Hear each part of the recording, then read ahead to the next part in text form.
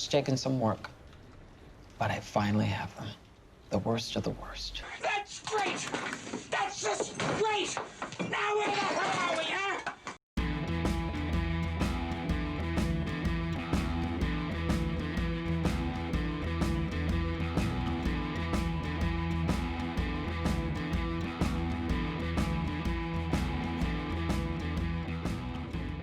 Hello there, everyone, and welcome to the Open Yawn, the podcast where we shall attempt to bore you with our opinion. I'm Wyatt. And I'm Emmett. And welcome back to our topic on villains and everything villainy. Last time, we covered the best of the best. This time, the not so much. Of the decade. Yeah. What the 2010s have to offer. Yeah. So, last week, Emmett, before we get started, I realized that I wanted to ask you, how was your Christmas? Did you enjoy yourself? Yeah. Have fun over the holidays? Yeah, it was nice. Yeah, there were new things going on. That's good. It went smoother than I was kind of expecting it to, so that's good. Kind of came and went. I mean, Yeah. they always tend to do, but I can't believe we're in the middle of January already. Holidays are well over and gone, and I'm just sitting here. Hey, thought we were just getting started. Let's keep this party going. Yeah, that's how it is. Like, maybe since, like, I think this is how weather works, but, like, maybe in other countries, like, Christmas or December would be more in the middle of the winter. But, like, I always end up thinking of Christmas as it should be, like, in the bleak midwinter. But it's basically in fall for us. So I always end up feeling like the Reliant K song in Like a Lion, like when February rolls around, I roll my eyes because it's just like, this is winter, but where's Christmas? Right? Just a couple days ago, it felt almost like spring, really. Mm-hmm. And then, yeah, usually how it goes into January, into February, that's when the worst winter weather hits us lately. And so, still got that to look forward to, I guess. Yeah. As if things don't suck enough already. But anyway, so, Emmett, Yes. what was your favorite Christmas present? Favorite Christmas present? Do you have any you can point out as being dear to your heart? Trying to remember what everybody gave me. Nothing stands out to you. Oh. Well, not that nothing stands out to me. I was just I was going through things and I felt like I was trying to remember all of them. Like, did you give me some? I gave you pictures. You gave me I gave pictures. everyone pictures. Pictures. Yeah, I like Nice the pictures. movie I got a kick out of Sarah's picture. Oh yeah, And your self-portrait. and then pleasantly surprised by being gifted Hill House.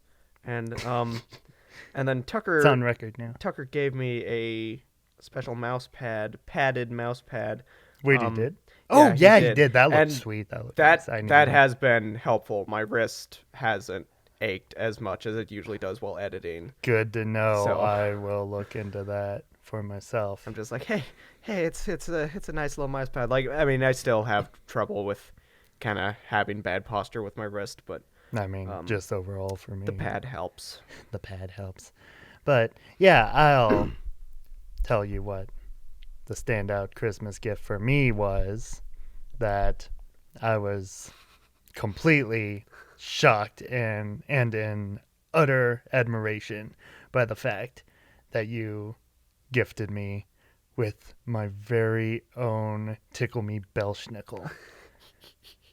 Okay, it's out there. We have it on record that I was demanding every major corporation bless us with a Belschnickel on every shelf.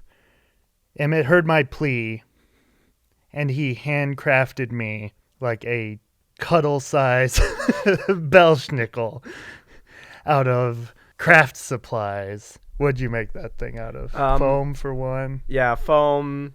Like, used foam and pipe cleaners as a skeleton. Cloth fabric? Yeah, just had some leftover, like, kind of felty stuff. I forget what the technical... Fleece. Had some leftover fleece. And just... Fleece and foam? Yeah, just kind of glued it all. I was really worried that it wasn't going to look right. Because I had to, like... I kind of made a frame for the face and tried to glue it all down. And at that point, I was like, oh, this looks so bad. But as soon as I got the stuffing into it... and it filled out its cheeks and stuff like that, I was like, hey, this is actually pretty accurate. And then as soon as I got the clothes on and stuff like that, I'm like, wow, okay. I even surprised myself. I'm surprised I didn't think I was going to be able to pull that off as well as I did. So it's build a Belschnickel then. Basically, yeah. Just take a foundation and fill it with stuffing. And I actually kind of baited you into that conversation during our podcast because you inceptioned me? I had already, like, Mom told me that you, while watching it, wanted a Belschnickel toy. So I had already started on it. And then when we were talking about the lack of Cats merchandise, I made a comment about no Belschnickel merch either. And then that's when you started demanding it. So I was like, oh yes! my goodness. I set you up. I don't know how I feel about that. But all I wanted for Christmas was a Belschnickel, and that's what I got. But yeah. I want a Belschnickel for Christmas. Yeah, where's that song? Come on. But yeah, speaking of Belschnickel, he would be like the primest example of a villain that's just floating out in the nether space between these two categories, because, like, in all honesty, that is one awful villain. Yeah. But just so beautiful in its incompetence. Mm-hmm. So, like, I would never have had the heart to put him on the worst list, even if, honestly, he deserved it. But I didn't want to exactly tarnish the best list either with choices like him or McCavity that honestly, like, are some of the most enjoyable villains for me, but for completely different reasons than the ones who truly deserve to be put on best list. I could have if I was feeling that way, but I didn't want to push too far. But yeah, anything to say before we dive head first into this mock, putting this list together, just like reopened old scars and made new ones, just memories flooding back, memories I had repressed, and then going through the movie list, just oh no, just over and over again. And I'm very curious to see how our lists rank up then, because as always, I'm so curious. Like, I did end up having a fair number and felt like I had some stinkers, but like most of the time, like I said, I forget if that was in the podcast or just in private, but like usually for me, if there's a bad villain, they just end up forgettable. And boy, I could have put an entire list of just the ones that are bad because of how dull they are. That there are so many of those. Mm-hmm. That technically those are almost the worst villains of the lot, because it's like you couldn't have tried a little harder. So my list, at least for kind of the bottom half, I lean towards ones that like maybe aren't actually technically the worst, but I have things to say about them that at least stand out in some way, shape, or form.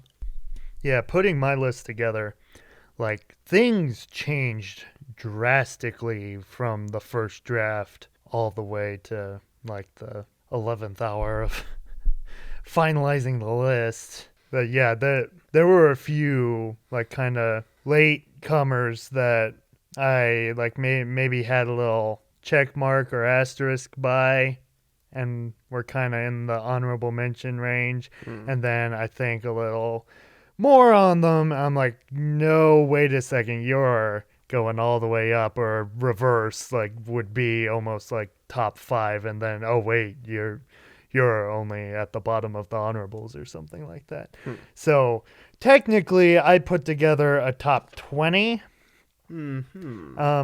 We'll see how we want to handle that. We'll probably go ahead and go through our top 10 and then kind of jump into that. Unless you want to with go ahead and honorables. do your bottom 10 now, and then we'll have more of an open honorable mention discussion after. Unless that would spoil what the top 10 is. That's up to you. Okay. That, I mean, it makes sense to me to start from the bottom and work your way Yeah. to the top. Go ahead. And then if they coincide with any of your honorables, that'll help knock those out. But yeah, the kind of the bottom of my list were just ones that I kind of wanted to touch on. Maybe they could get bumped out by others in the long run, but most of them have some kind of story behind them or something that needs desperately to be fixed. Number 20, I've got Krang from Right. Teenage Mutant Ninja Turtles Out of the Shadows. Right. Or TMNT Oots. Oots. Uh-huh. Real fans call it Oots. And to be honest, I am a real fan of Out of the Shadows. Yeah. This movie is vastly underrated. It gets so much crap, but it just continues to be a lot of fun for me. Mostly because that was never a property I really took seriously in the first place. So never. Getting a movie that doesn't take itself serious at all and just commits to the insanity of It just has fun. it's really enjoyable. It's got good action. One of the main difference from the previous one is that all the turtles seem like drastically different on a character level, that they all stand out in unique and fun ways to me. But the main thing that really drags it down is Krang. Mainly where his introductory scene just comes in out of nowhere. To my knowledge, Brad Garrett was a last-minute replacement. And like I applaud him for like doing something drastically different from what he usually does. This is very true. I have no clue what it is though. Yeah, but it's not his fault. It's so weird just to be thrown into that. Just the way the scene just comes and goes, and then the character is just MIA until the final act. And I personally kind of wish, or I definitely wish, that they would have cut that scene out completely. And I've mentioned it before to you after we first saw it, that not to completely dive into the technical filmmaking of a Ninja Turtles movie, but the movie would have had a much better flow if you would have cut that scene out completely and then built him up as like this big mystery villain, like maybe true fans would know, but then in the actual movie, it would leave the characters, what is this? Was this threat? Who's it gonna be? And then by the time you get to the end, then you find out, oh, it's Krang, it's the fan favorite. And then his final appearance wouldn't have been as jarring and frankly annoying as that scene. That it's just an awful, awful scene. Because like in the end, like he's not as bad during the climax when like there's a bunch of stuff going on and they're fighting him. But that one scene where you just get thrown in there and all of a sudden he's talking and it's just like, whoa. Sounds exactly like that too. And yeah, just the absolute worst exposition dump. Yeah. Just again, like if you cut that out and just have them figure out the mystery as they go, it would have worked. I don't have him on my list. I did have Shredder as an honorable mention. For either movie. Either one. Yeah. Like he's fits that bill of just dull, boring. Yeah. Just kind of useless. Yeah. Oh, completely. I forget like what the timeline was of figuring this out or reading it, but like in the first one, it's so obvious that like they were originally wanting, I forgot his name, William Fichtner. to be Who's a great Shredder. actor. Yeah, but then people thought, oh, that's whitewashing, so they just slapped in a few scenes with another guy, and it's so obvious that that guy's nobody. That they just have someone in there just to be, oh yeah, Sadly. that's Shredder. That's definitely Shredder. Uh-huh. And then Fichtner's just forgotten about by the end. Uh-huh. It's like, wait, I guess you weren't building him up for anything then, but you were. Uh-huh. Yeah, more of him, please, because he keeps getting those one-off bit parts. Like, he's in The Dark Knight. He would have made an amazing Batman villain, Uh-huh. but just after the first scene, just he's gone. It's Yeah, like oh. casting him as one of the more like gangstery ones, like Black Ooh. Mask or something Oh. like that. That could be cool. Yeah, really? He has some kind of Michael Shannon-y type Mm. qualities where like I want to see him in more spotlight roles where yeah. he can do more than what most people give him. Mm-hmm. Number 19, and this will kind of hint at how I'm thinking a lot of this list is going to go, where there's bound to be a bit of a difference in our top 10, mainly because you wouldn't have seen some of these films. Right. Tubal Cain from Noah, Oh. played by Ray Winstone. Huh. This all boils down to the fact that as someone who was raised reading the Bible, and I have those stories just built into my cranium, Uh-huh. the idea of doing a Noah's Ark story where post-flood you have one, like the head evildoer of their region, Post-flood or pre-flood? post-flood, Post-flood. hops aboard the Ark, is in hiding the entire time, and then brainwashes one of the sons into betraying Noah. But then at the same time, like, that's almost irrelevant because Noah's a complete psychopath in this movie anyway. So, like, you didn't even need that. Like, I am all for, like a blockbuster dramatic take of Noah. Like, it doesn't have to be completely kid-friendly with all the fluffy animals and all that.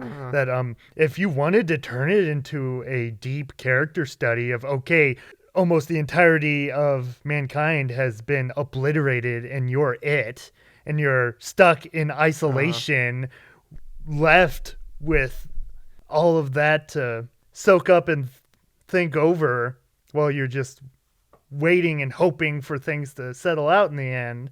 That's not a bad idea Uh-huh. to go with at all. I remember when we first watched Take Shelter, Dad said something about comparing it to Noah, and I was like, yeah,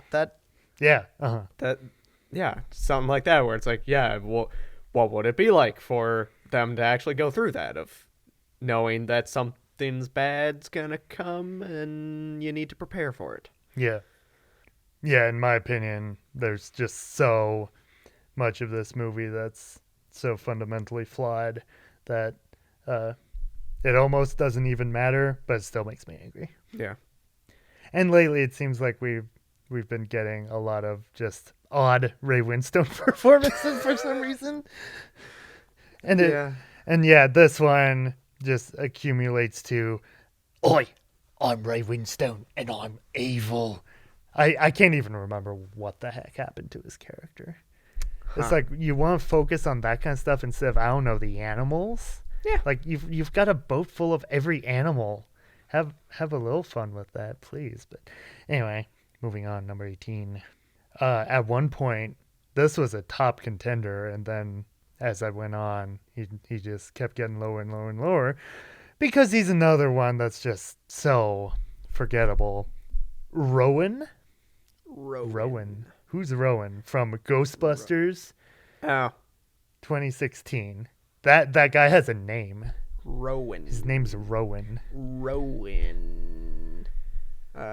if it wasn't for the fact that he turned into a giant rampaging ghost at the end, no one would remember this. Or day. I was gonna say no one cared until he put on the Chris Hemsworth mask.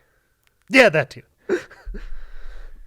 And this one's so weird because, say what you will about the movie, I honestly don't think it's that bad. But like for such a forgettable villain, they actually had something there with the ghost at the end. Like I really like the idea of like you're paying homage to the Stay Puft Marshmallow Man by turning into an actual realization of the Ghostbusters logo. Like that's actually clever. Yeah, and that like he's kind of mocking them by doing Yeah. it. So that's a good Just- choice. It was completely unearned though. Yeah. And then why the rest of the movie, the effects aren't that great. Why are the effects so good on that ghost? I was rewatching it again, and like that is some exceptional work no one talks about. Yeah. Like I feel like lately we barely get enough like fully realized like characters where like you can actually almost feel the texture on them. Yeah. That it's very odd of Ghostbusters of all things. But yeah, 17 Apocalypse. X-Men Apocalypse. Uh-huh. I wouldn't be surprised to see him a little higher on your list maybe. Maybe. But what's there to say about Apocalypse? Yeah. That's one of those things, yeah. Learning. Poor Oscar Isaac. Yeah. Come on. I hate roles like this where you take an obviously super talented actor and you don't give him squat. Nothing to do. Yeah. And like there's plenty of footage of like him being snarky about Star Wars, but I want to know what his takes he's on just choosing to that. completely forget that happened. Yeah, just that wasn't me. I was all blue. Just you don't have to pretend Like, that was me. At this point, you've basically forgotten it was me, right? Uh-huh. Because yeah, he is completely unrecognizable, but like not in a good way. Yeah. That design is iffy Yeah. at best. Here's one that's definitely more of a personal choice that I doubt anyone else would really be talking about. Van Helsing from Hotel Transylvania 3. For me, it's the fact that you have the guy that gave us frickin' Samurai Jack making a movie focusing on the rivalry between Dracula and Van Helsing. The guy who's given us how many bounty hunters that are fun and unique and good designs and really cool characters. Yeah. How could you go wrong? This is how you go wrong. This is one of the most off-putting, I don't know, designs period I've seen in a major animated Off-putting is the word. feature. Whoever came up with the idea of sticking that face on a weird steampunk vacuum body for Van Helsing, the vampire killer, it's not funny. It's weird. The voice acting's fine. Jim Gaffigan, like, I think A little that overdone, but it had potential. Yeah. But yeah, that Could've- wasn't the problem. yeah, it could have been was kind of everything a Lego Jokery type Yeah. performance, but just everything went wrong and then was dialed up to an 11 in its wrongness. So Uh-huh. But I had never been a fan of the Hotel Transylvania series anyway. Yeah. And then somewhere along the way, the third one, like, that is definitely an unpopular opinion. I just feel like that's one of the worst animated movies of the decade. yeah, Oof. I was unprepared. And it's like the only one of the series with a fresh on Rotten Tomatoes. oh, I don't know, man. I'm just pickier when it comes to animation, for one. I don't understand it. like if you were to say that like, oh, it's fine for kids and stuff like that, then sure. But like I know like we've discussed like actual adult men on the internet that like it, so it's like Why? I guess some of them just give it the benefit of the doubt that, yeah, I guess technically it could be worse, but to me, like, there's no difference between Hotel 3 and, like, any given late Ice Age sequel. The last Ice Age has, like, a teen level score on Rotten Tomatoes. How far the mighty have fallen. First Ice Age is pretty good. It's good. Everyone needs It's a to be really good reminded the movie. first one is good. 15, another one I was surprised didn't make the list. Or the 10 list. That's why I wanted to make it a 20, because it's like I've got to include choices like Ronan from Guardians of the Galaxy. Right. Right? Uh-huh. Just one of the prime examples of you've got a great movie that is this close to like reaching masterpiece level, but it's held back by its really lame villain. Uh-huh. A villain that's nowhere near as fun as the rest of the movie. I don't villain's understand that. Yeah. They have an actor that could have been fun and just, yeah, so And then- something wasn't on the same page with everything else. And then hearing that he was going to be in Captain Marvel, I was like, oh, maybe a different Redemption, director right? could do something better with... Oh. Absolute. What point did he serve in that movie? He didn't. They Like- just... Yeah. I don't dislike Captain Marvel like others, but like that was one of the biggest head scratching moments where I'm just like, why'd you do that? Like Many it's an head-scratching Easter moments. egg. Yeah, there's a few.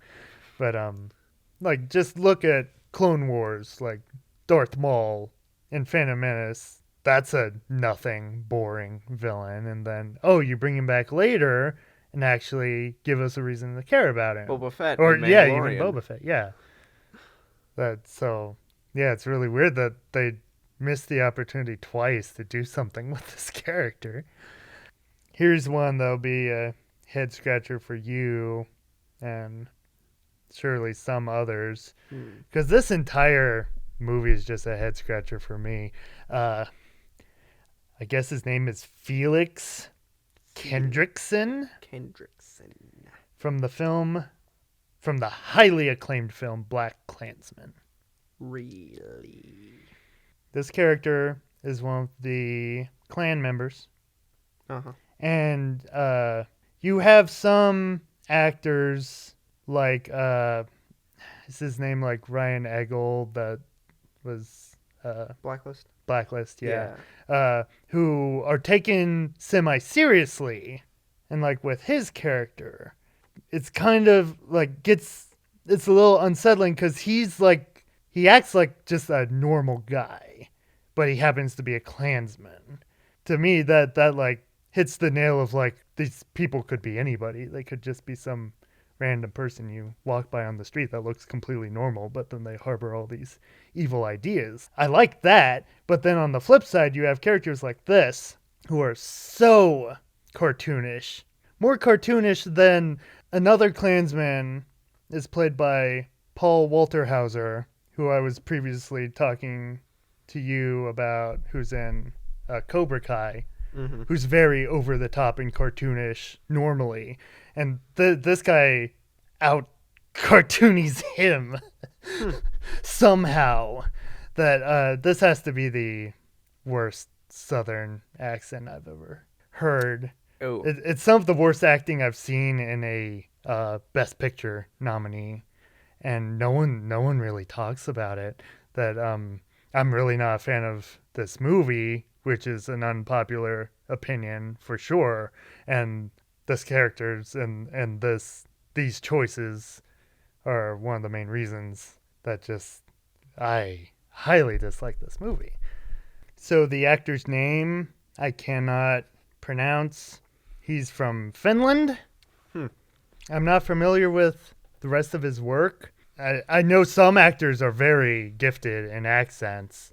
Why didn't you find one of them? Because it's so obvious this guy's not like familiar in how to do American accents anyway. And then like I'll need to show you a clip sometime because this is ridiculous. But this movie features one of the worst scenes of acting incompetence that I've seen in a major awards picture.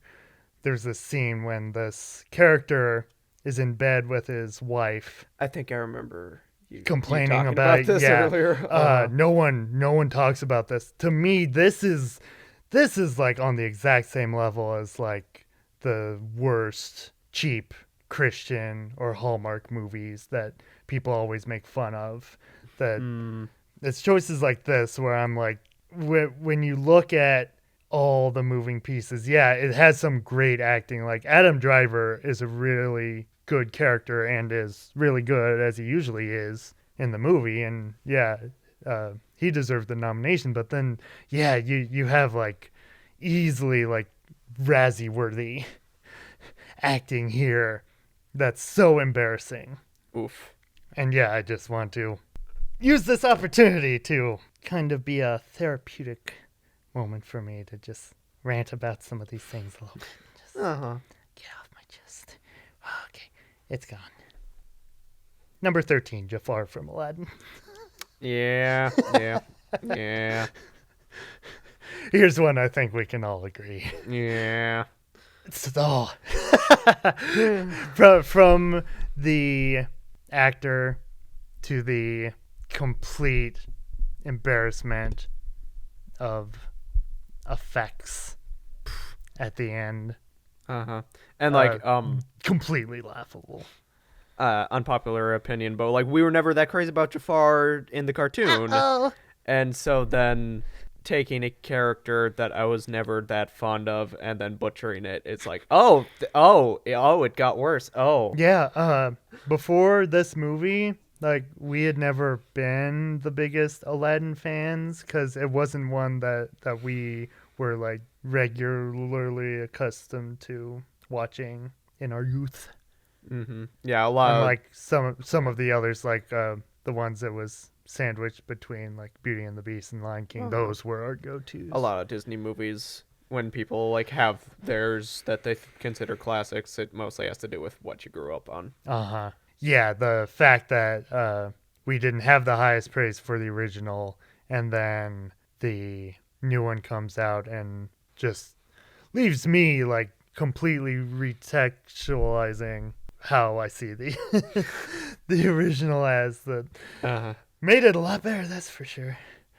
And yeah, it's sad because then going in with those lack of expectations, I was hoping for us anyway, we saw plenty of room and opportunities to build off the original and maybe give us something better. Or at least something unique. And Yeah, I just want the them... stale recreations have got to go. Yeah, man. they need to find a new angle to approach their remakes. Don't just rehash the entire exact beat for beat plot. Most agree. Jungle Book's good, mainly because it respected the original, but in the end tried to do its own thing as well.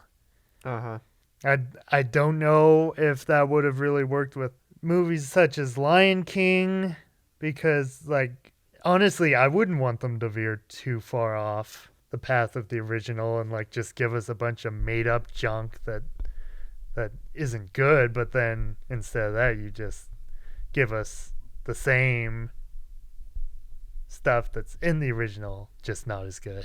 Yeah. Maybe you just should skip the opportunity because it's not going to be as good. Yeah. Number 12, one that almost made the list that, was kind of a late entry that I was surprised. The more I thought about it, the more I'm like, you know what? Yeah, this villain and this character really sucks. Vice Principal Savage from Anna and the Apocalypse. Right. So, Anna and the Apocalypse is a really good movie. It would have been even better if they just removed this character entirely. Your Christmas zombie musical doesn't need a villain. You have zombies. Almost anything with the word zombie in it, if it's a movie and not Walking Dead, zombies are probably enough of a threat. Yeah. Especially for this movie, that all of his scenes just toward the end come out of nowhere. They're not fun. His song's really bad. Again, which is a shame because the rest of the songs I think are actually amazing. Like a really underrated soundtrack. Yeah, Principal Savage has got to go. He ain't no Rooney, that's for sure. Rooney. 9 times. Right. 9 times. Chris! I still remember when he did that once. And Who do tell? Because I couldn't remember what 9 times was from. And so then you did the Screaming Grace, but I thought you went, Christ! And I was like, what? Why are you cursing over here, man? And then Mom made me wash my mouth out with soap. And I never watched Ferris Bueller ever again. And then number 11. Almost made the list. Yes. Vuk. Vuck. I'm sorry, Mom. I'll go wash my mouth out again. What? Geesh, I'm sorry. It's a bad name. What is it? Vuk from Dark Phoenix. Oh. Jessica Chastain's character's name is Vuk. Word to the wise, don't name your character that. Oh. Things could get misconstrued. I completely forgot very easy. about her. Huh, I wonder why. Uh-huh. Yeah. Yeah, maybe it'd work better. Maybe it was like because it was a comic book, you didn't have to say it out loud. But as far as I know, like this isn't like She wasn't an actual comic book character. or wasn't any kind of beloved comic book character that I had ever they heard changed of stuff anyway. about how the Phoenix They- stuff worked. Yeah, they changed so much. Because they were originally supposed to be Skrulls. Yeah, so I don't know if this is an actual character in the comics or if they were just like, oh, they can't be Skrulls anymore. Even though you knew they were doing Captain Marvel. Yeah, so all the reshoots. I don't know if that forced them to. Oh no, we've got to redo everything. So we've got to rename this character too. Oh, what have you got? Oh, I've got nothing. Ah! And it's like, oh wait, you got something there. I believe that this entire movie, everyone involved was just cursing in the background, and then that made its way into the script, just in spirit at the very least. My emotions make me strong. See?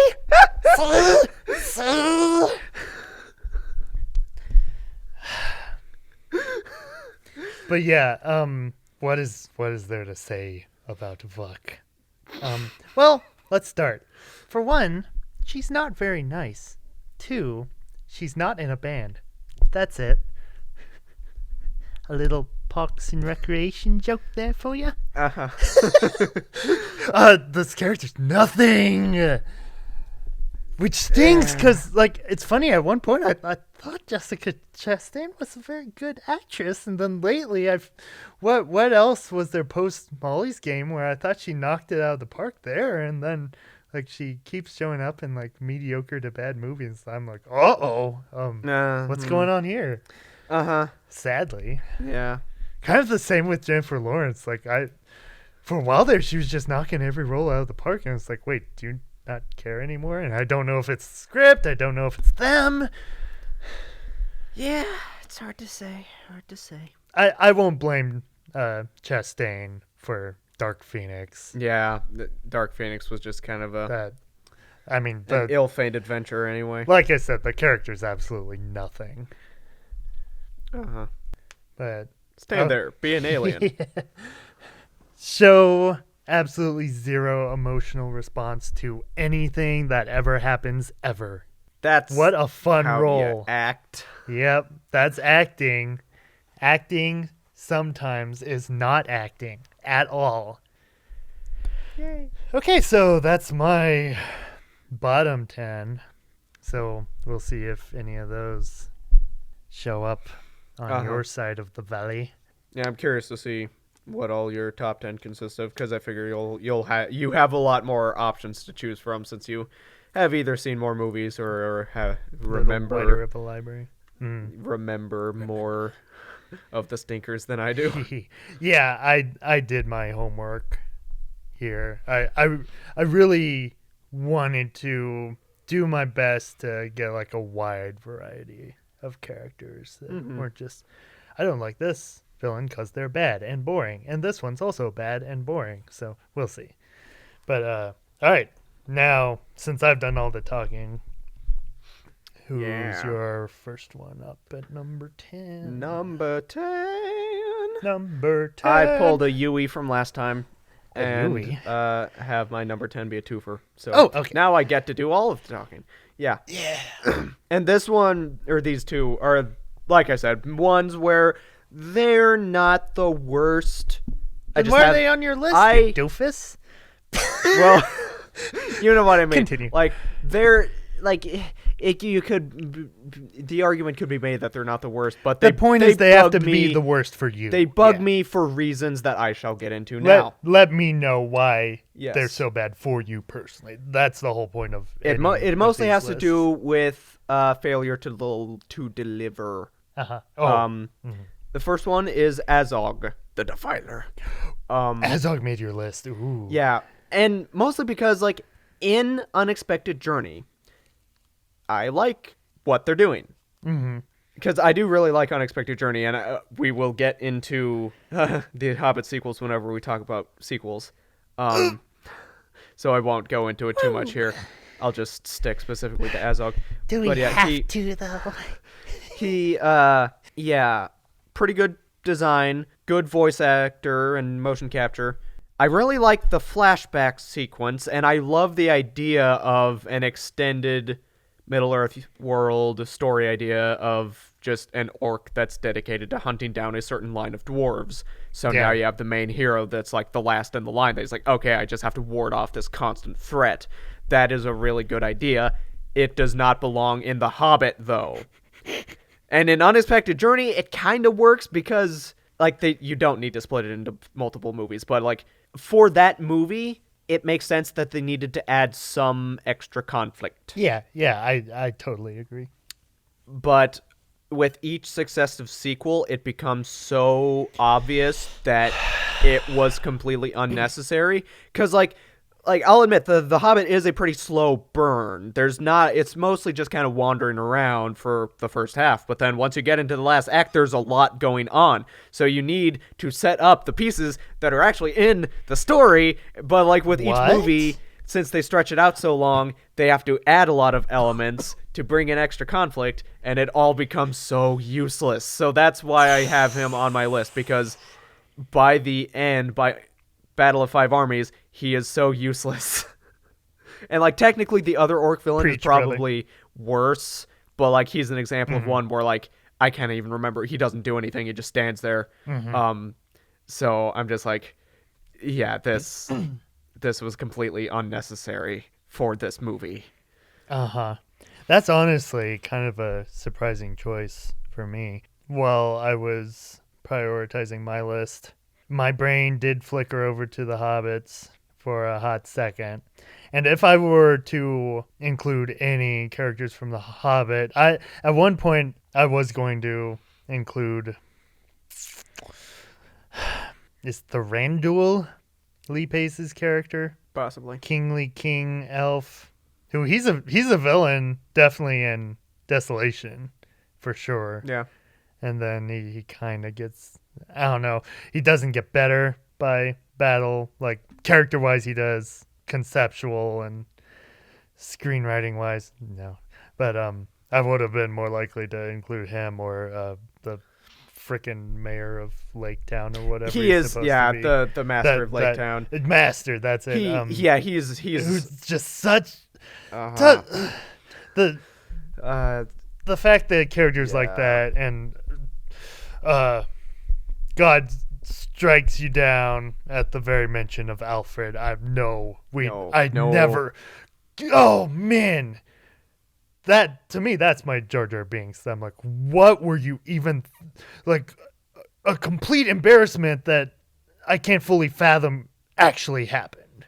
Uh-huh. But yeah, Yeah. like Like my brain went to those characters. Yeah, and before that's kind of what I mean, where like Azog. those are worse, but if I was to say they were bad, it's just like these characters are bad. I don't like them. And they're much smaller characters Yeah. than Azog. So anyway.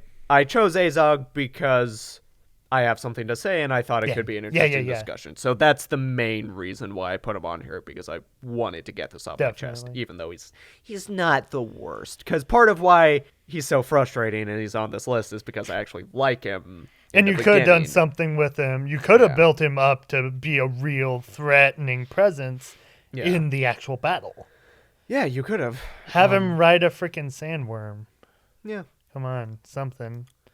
Oh no! I'm getting dragged into the Hobbit sequel. Abort. Vortex. Abort. Yeah.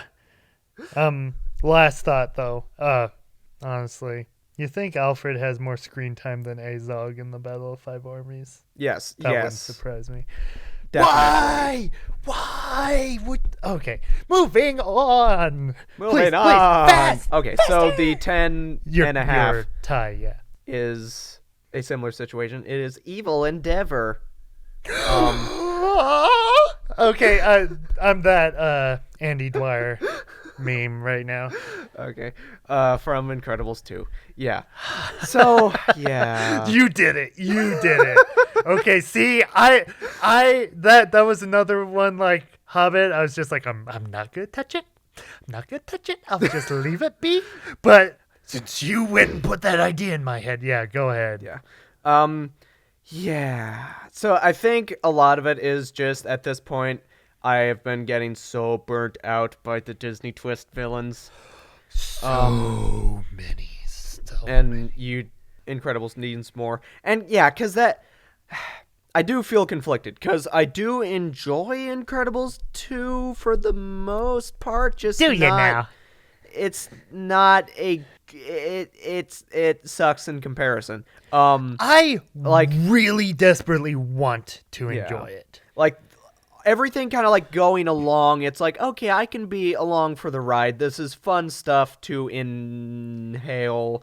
Then just go and ruin the ride. Yeah. I felt like it's all stuff that would be pretty good if it was leading somewhere, and what it leads to sucks. And yeah, okay. So this is what I wanted to bring it up, because I have ideas of how to fix it.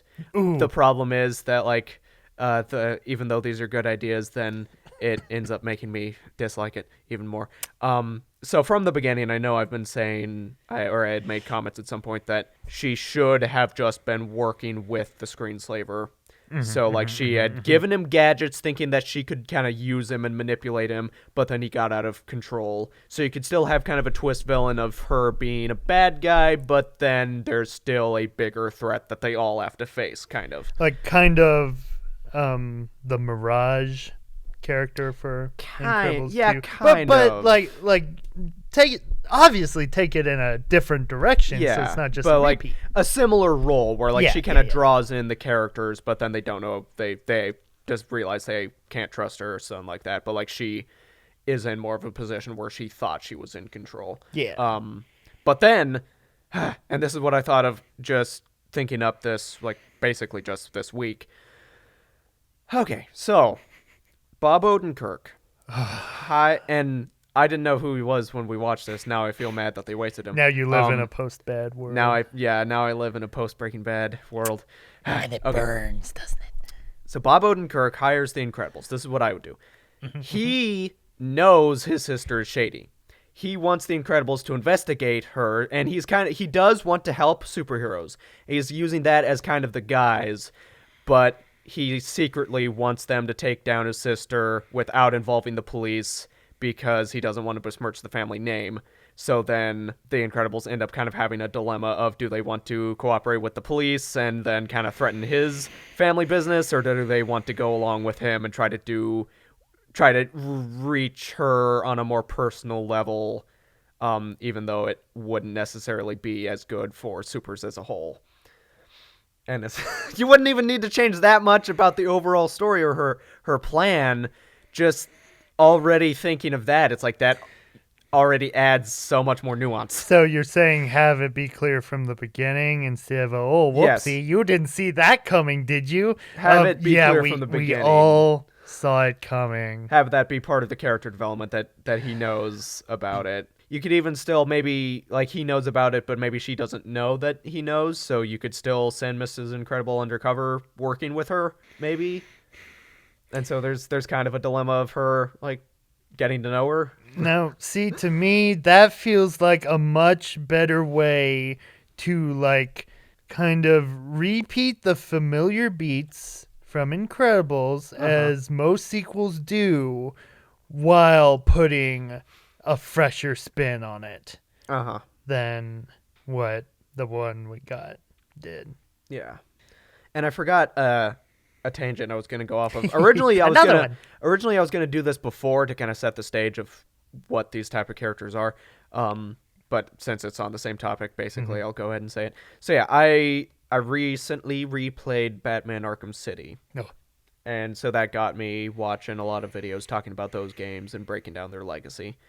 And that reminded me that one thing that people don't, or something people were disappointed in with Arkham Knight was that the marketing promised that the Arkham Knight was going to be an original character and a new threat that Batman hadn't faced before.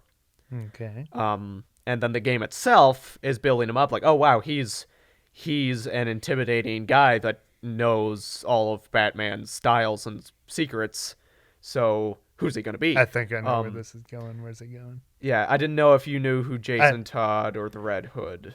Like Robin-esque.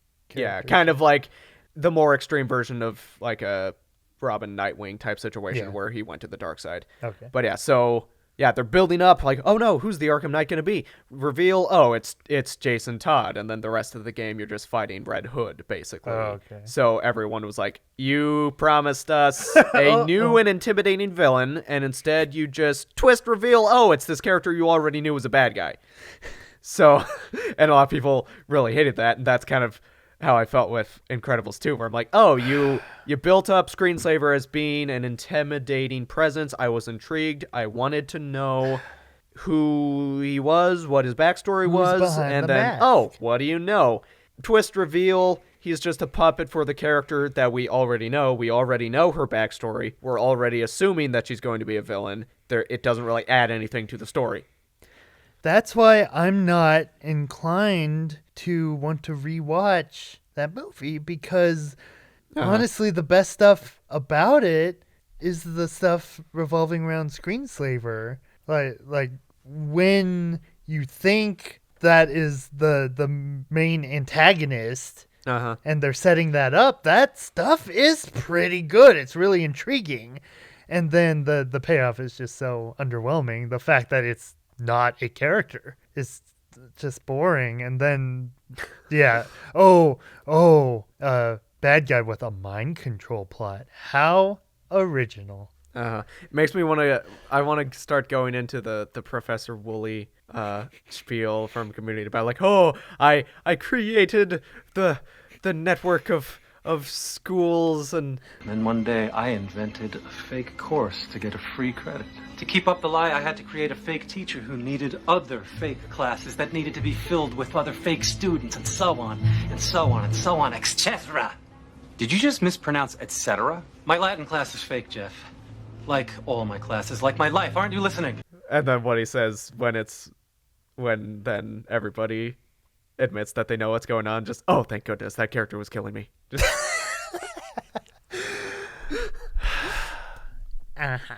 Yeah. From the lips of a ghost in the shadow of a unicorn's dream. So, ready for your number 9 then? My number 9 is Grindelwald. Is it now? Okay.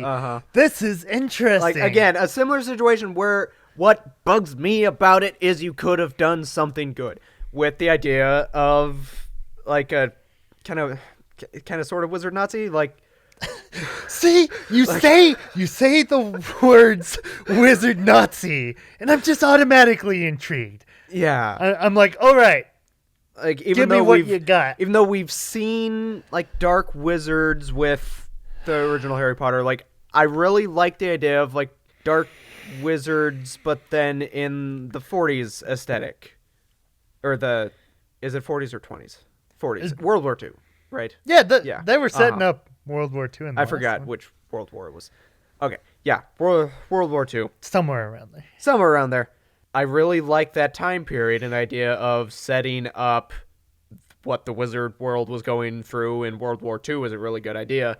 Just everything about it sucks. Like even like okay, in that opening scene, I actually really like his bedraggled prison look. And then you give him the hairdo, you give him the skunk boy moose. It's just not good. There's an excellent name for a band, Gary. Skunk Boy Moose.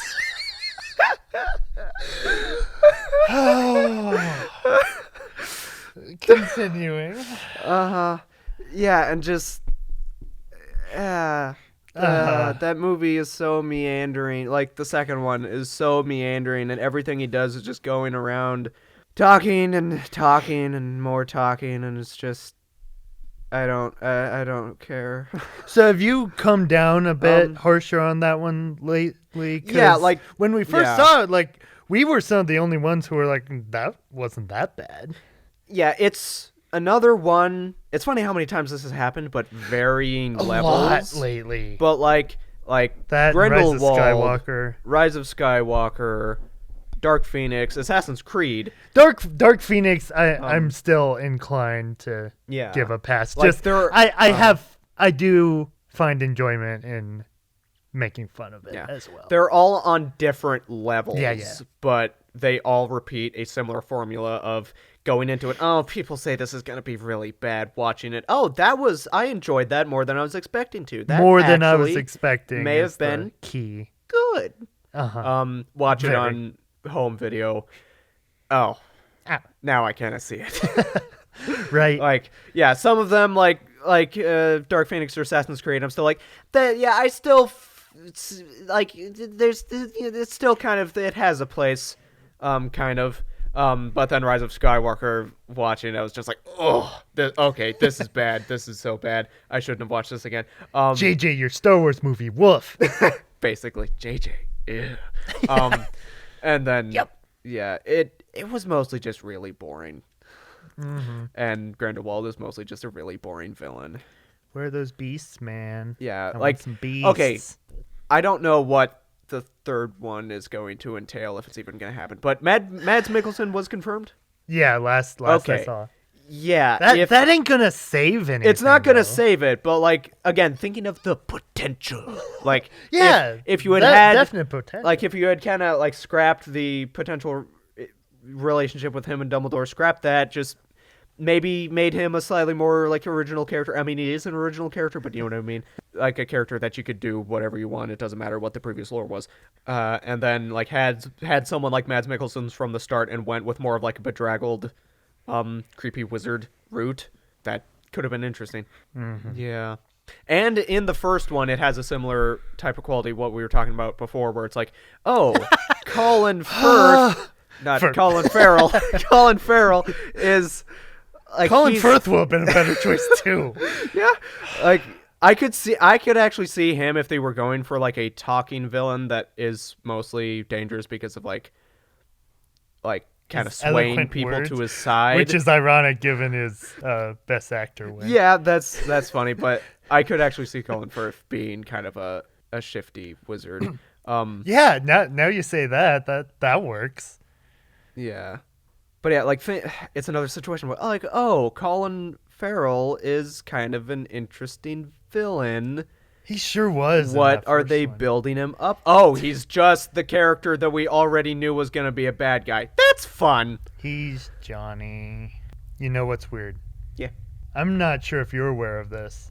Warner Brothers is actually paying Johnny Depp his full salary that they were going to What? pay him Really? for not being in the movie. I don't know if it was because they were contractually obligated or just to kind of smooth things over with we're not firing you, we're just asking you not to be in our movie, so to make it a little better, here's all your money. Kind of a neutral ground compromise, since like there's controversy over who should have actually won the lawsuit. Oof. And that's still going. That is a nasty mess. Oof. Yeah, I don't even know that much information. I just keep seeing more and more thumbnails of I don't know that going much back either, and forth. but yeah, lots of thumbnails, that's for sure. Yeah. But if you ask me, Fantastic Beasts 3 is just a whole messy bit of business. It's just I like, don't want anything to do with it. what's- I'm not interested at all. I What's don't even think gonna many happen? people are. Who cares? No one cares. After the second one, is it gonna go anywhere? I mean, the only thing I can think of to save it is if they do just kind of scrap their previous plans and just delve into, like I said, wizards in World War II. That could be cool. Yeah. Just Surely you can come up with an excuse to make half your movie be a Wizard World War II extravaganza. just scrap the Dumble faces and the Grendel whatsits And add more beasts. beasts. Yes, like You know what's in specifically your title? thinking Fantastic Beasts. Of Like the Fantastic we know Variety. that like there are dragon wranglers and that type of thing was used in war. Like, give us Fantastic Beasts in a Wizard World War. Give us beasts, goddammit. I want movies about Giant lizards. beasts. Yep. Yeah. All right.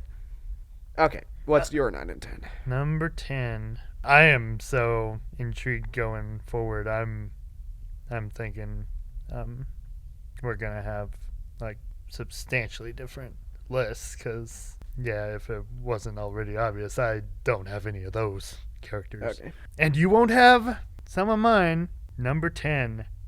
Emperor Maximus from Playmobil, the movie. I've heard. You've heard. And quick note and friendly reminder, it's Playmobil, the movie, not the Playmobil movie, you sillies. I can't believe some people actually try to go to Wikipedia and type in the Playmobil movie. You can't do that. Wikipedia lets you know right away. What? No search results at all. There's no such thing as the Playmobil movie. I'm like, okay, let's try just Playmobil minus the. Oh, Playmobil the movie? Is that what you want? Yeah, obviously. How is it that hard? But Wikipedia anyway, is strange sometimes. yeah, sometimes. But oofta. So, searching the interwebs, it seems like the popular opinion would be if there's one sort of shining light or nugget of enjoyment from Playmobil, the movie, it's Adam Lambert's performance Really? as Emperor Maximus. Maybe if you're just already a fan of his music, but to that I say nay. I respectfully disagree. This is, yeah, one of the most obnoxious animated villains I can recall. His villain song is one of the most unlistenable things that I've ever had to sit through. And then they have the gall to not only tease his return in a sequel at the very end, but then the end credits make you sit through the whole thing again. Uh-huh. I wanted to give you just a taste to no. just let you know, I'm afraid. just so you have some understanding, like 10 seconds max, because you won't be able to take much more. You're probably wondering what you're doing here. I bet you're dying to know. Oops, bad choice of words. And that's the entire song. From the very first note. From the very first note.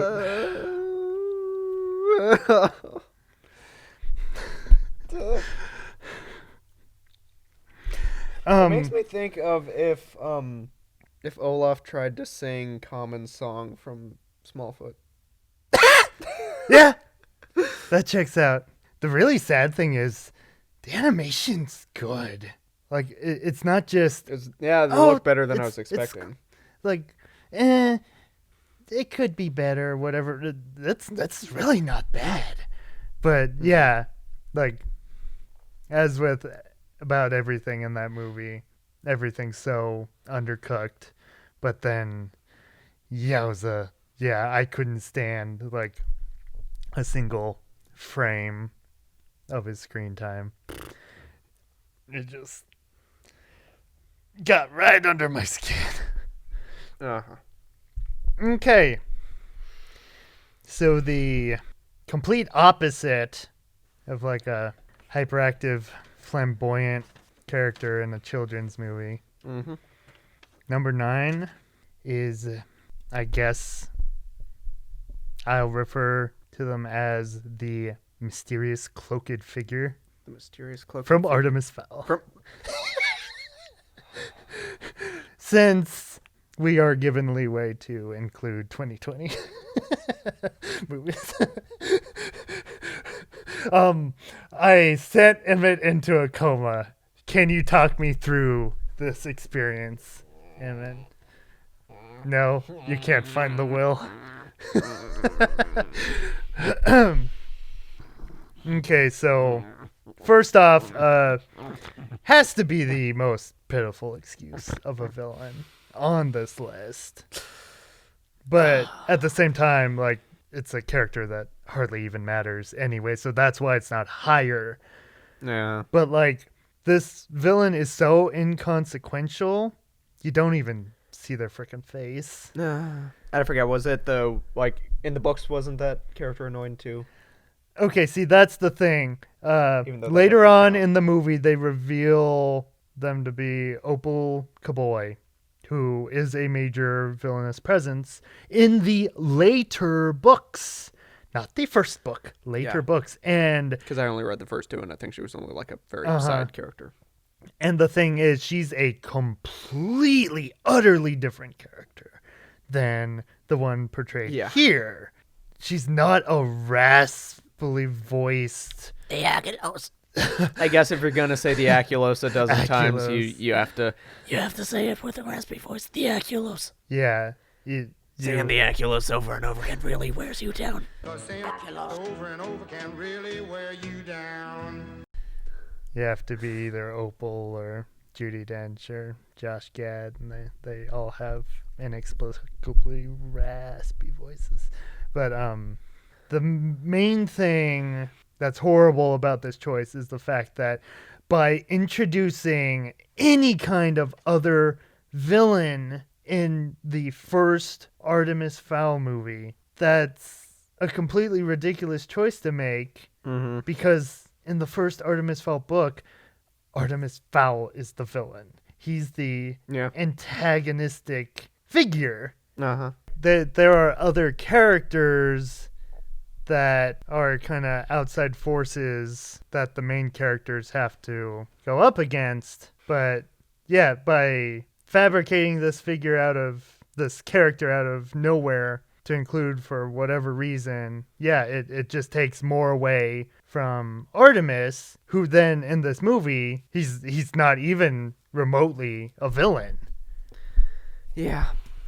And yeah, Artemis Fowl is one of those. If I wanted to, I could just dive right on down and Down that rabbit just hole.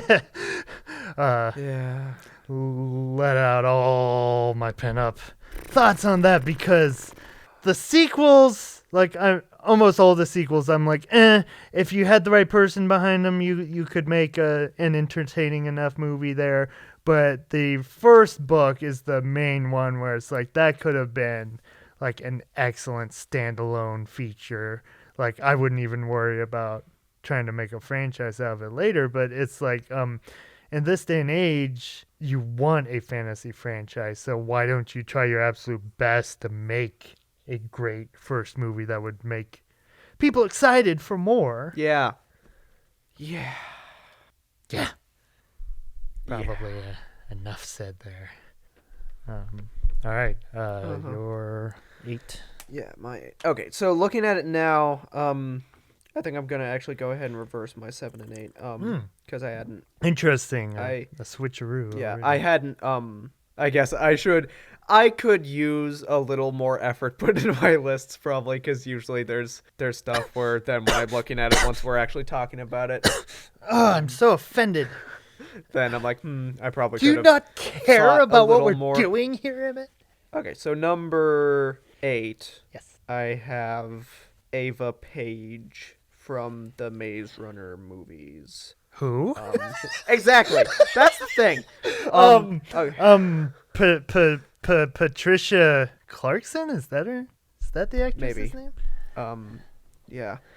So I really like the Maze Runner movies. But This list has gotten so interesting. everything about Wicked is what stops me from loving it, because Preach, brother. Wicked makes no sense. And apparently it was even worse in the books. Like, I only read the first book, but apparently each one, just everything having to do with Wicked is just so dang convoluted. You're a and brother after my own heart. doesn't make any sense. And so, like, the movies tried their best to fix it, mostly by kind of ignoring it. Until they absolutely cannot, and it's like, Yeah. okay, we have to explain some of this. Because the none of the logic of their plan makes any sense, and None she's just whatsoever. the blandest Wow. exposition giving Very, character. It brings down those movies a few pegs. Yeah, the first two movies, stop after the last 15 minutes and you're good. Like, then they're like really solid, very well produced action movies. And then I've only seen the first one once, or not the first, the third one once. Right. But I liked it, but since maybe it was the most Wicked heavy, that I was less inclined to revisit that one. And had a little less of the post-apocalyptic-y vibes, since it was Yeah. all about infiltrating the city, so it felt a little more Hunger Games-y, insurgent-y, so we've already seen that before. Yeah, and because there's still a lot of stuff I like about it, but everything I like about it is like, oh, that's a cool nugget. Why didn't you do that more? Like, Like, Plant Zombie Walton Goggins. yeah, you have half zombified Walton Goggins as a rebel leader. Like, if it just kind of built him up like a Walking Dead camp leader, where it's like, oh, Right. they find him, he's the leader of a camp. Should we trust this guy? I don't know. We're gonna spend a few days with him just to figure out what he's all about. And then, oops, too late. Now he has some kind of plan in action, and yeah, that you could have done some pretty good things, but you'd have to stray very far from the source material, which they kind of already did, but then they also didn't. So I can understand that they don't want to completely change everything, but I also feel like there's good enough concepts there. You could have taken the concepts and given it different logic, because it really needs different logic. Well, you look at something like Jurassic Park. Yeah. Like, I personally haven't read the books, but to my knowledge, like, the movie's vastly different from its source material, and kind of like seems like the best example of, okay, we're gonna take that concept and then do our best to craft a worthwhile and thrilling story from that without being exceptionally faithful. Yeah. And then most people don't seem to mind. Like, you can be 'Cause Jurassic faithful Park in kicks ass. spirit without having to go beat for beat. And then let's see, that was 8. Number 7 then would be Ego from Guardians 2. Wow. Yeah. So far, like, there's no correlation whatsoever. Yeah. Basically, again, same thing I keep saying. Everything conceptually is there for him to be a really good villain. True. Like, everything about this movie, like, when I look at the actual, like, function of the characters and the plots, I'm like, this is kind of one of the best written Marvel movies, but the execution sucks. I mean, it's so dang cheesy. Kurt Russell is so dang cringy. That stinks. His look is great. Again, he's rocking that beard. And he's a great choice. Like everything conceptually, I'm like, I really like that. I have to get through a bunch of crap to find the nugget, and I don't know if it's worth it. Mm-hmm. And do I really like the idea of being welcomed into this sort of society, even though it's just him and Mantis, and like getting acclimated with how their world works, and everything seems all fine and hunky-dory, but then throwing the whole not everything is as it seems thing. But like if you like kind of double down on more of sort of the horror elements that they try to go there. Yeah, because they definitely have that element. They bring up like really unsettling stuff. Yeah. And then it's like, oh, dang, we gotta get out of here now. And but then they really don't take full potential of him being in control of the entire planet. That's the thing. The idea of, we have to get off this planet as soon as possible. Oh, wait. He is the planet. That is such an excellent concept that's like so fresh in the world of blockbusters. Yeah, like Pac-Man, and that's it.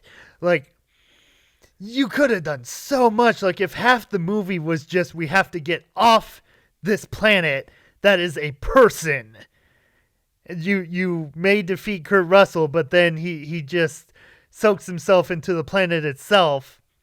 And then now he's just in the very ground they're walking on is a danger. And then the idea of, okay, you have to fight for your life to get off the planet. You get off the planet, now there's just a giant freaking planet flying after you. Like, that could have lent itself to, like, some of the most insane blockbuster visuals we've ever seen. And it's just, like, cookie cutter. So, like, yeah, and... I know a lot of people like more, like, Guardians 2 more than we do, and Ego himself. Some people call him, like, top 5 Marvel villains. And because, like I said, like, I guess if most people can push past all the crap and cheese, then good for you. There is, like I said, like, the concept writing, all the technical aspects are there. Just for me, the delivery is so bad. The emotion at the end of the film is really, really good. Like, Rocket's reaction to everything, like, is exceptionally done, but I just feel like that stuff wasn't earned enough to definitely be the worst example of, it's been a minute, throw a joke in there, it doesn't matter if it works. One of the worst. It's like they just have no trust in you to take these concepts seriously, so we've got to just treat everything like a joke. It's like, no, please take these wildly outlandish concepts and make me believe. Like cats. But so I'll go ahead and apologize in advance. Mom, Dad, I'm sorry for all the frickin's. When I get upset, I may let a frickin' fly. And it may happen again. I can't promise that I can restrain myself. Okay, was that your 7? Yeah. So interesting. Okay. So, quick question, Emmett. Yes. If I say the words Yawn Rog, what is your reaction?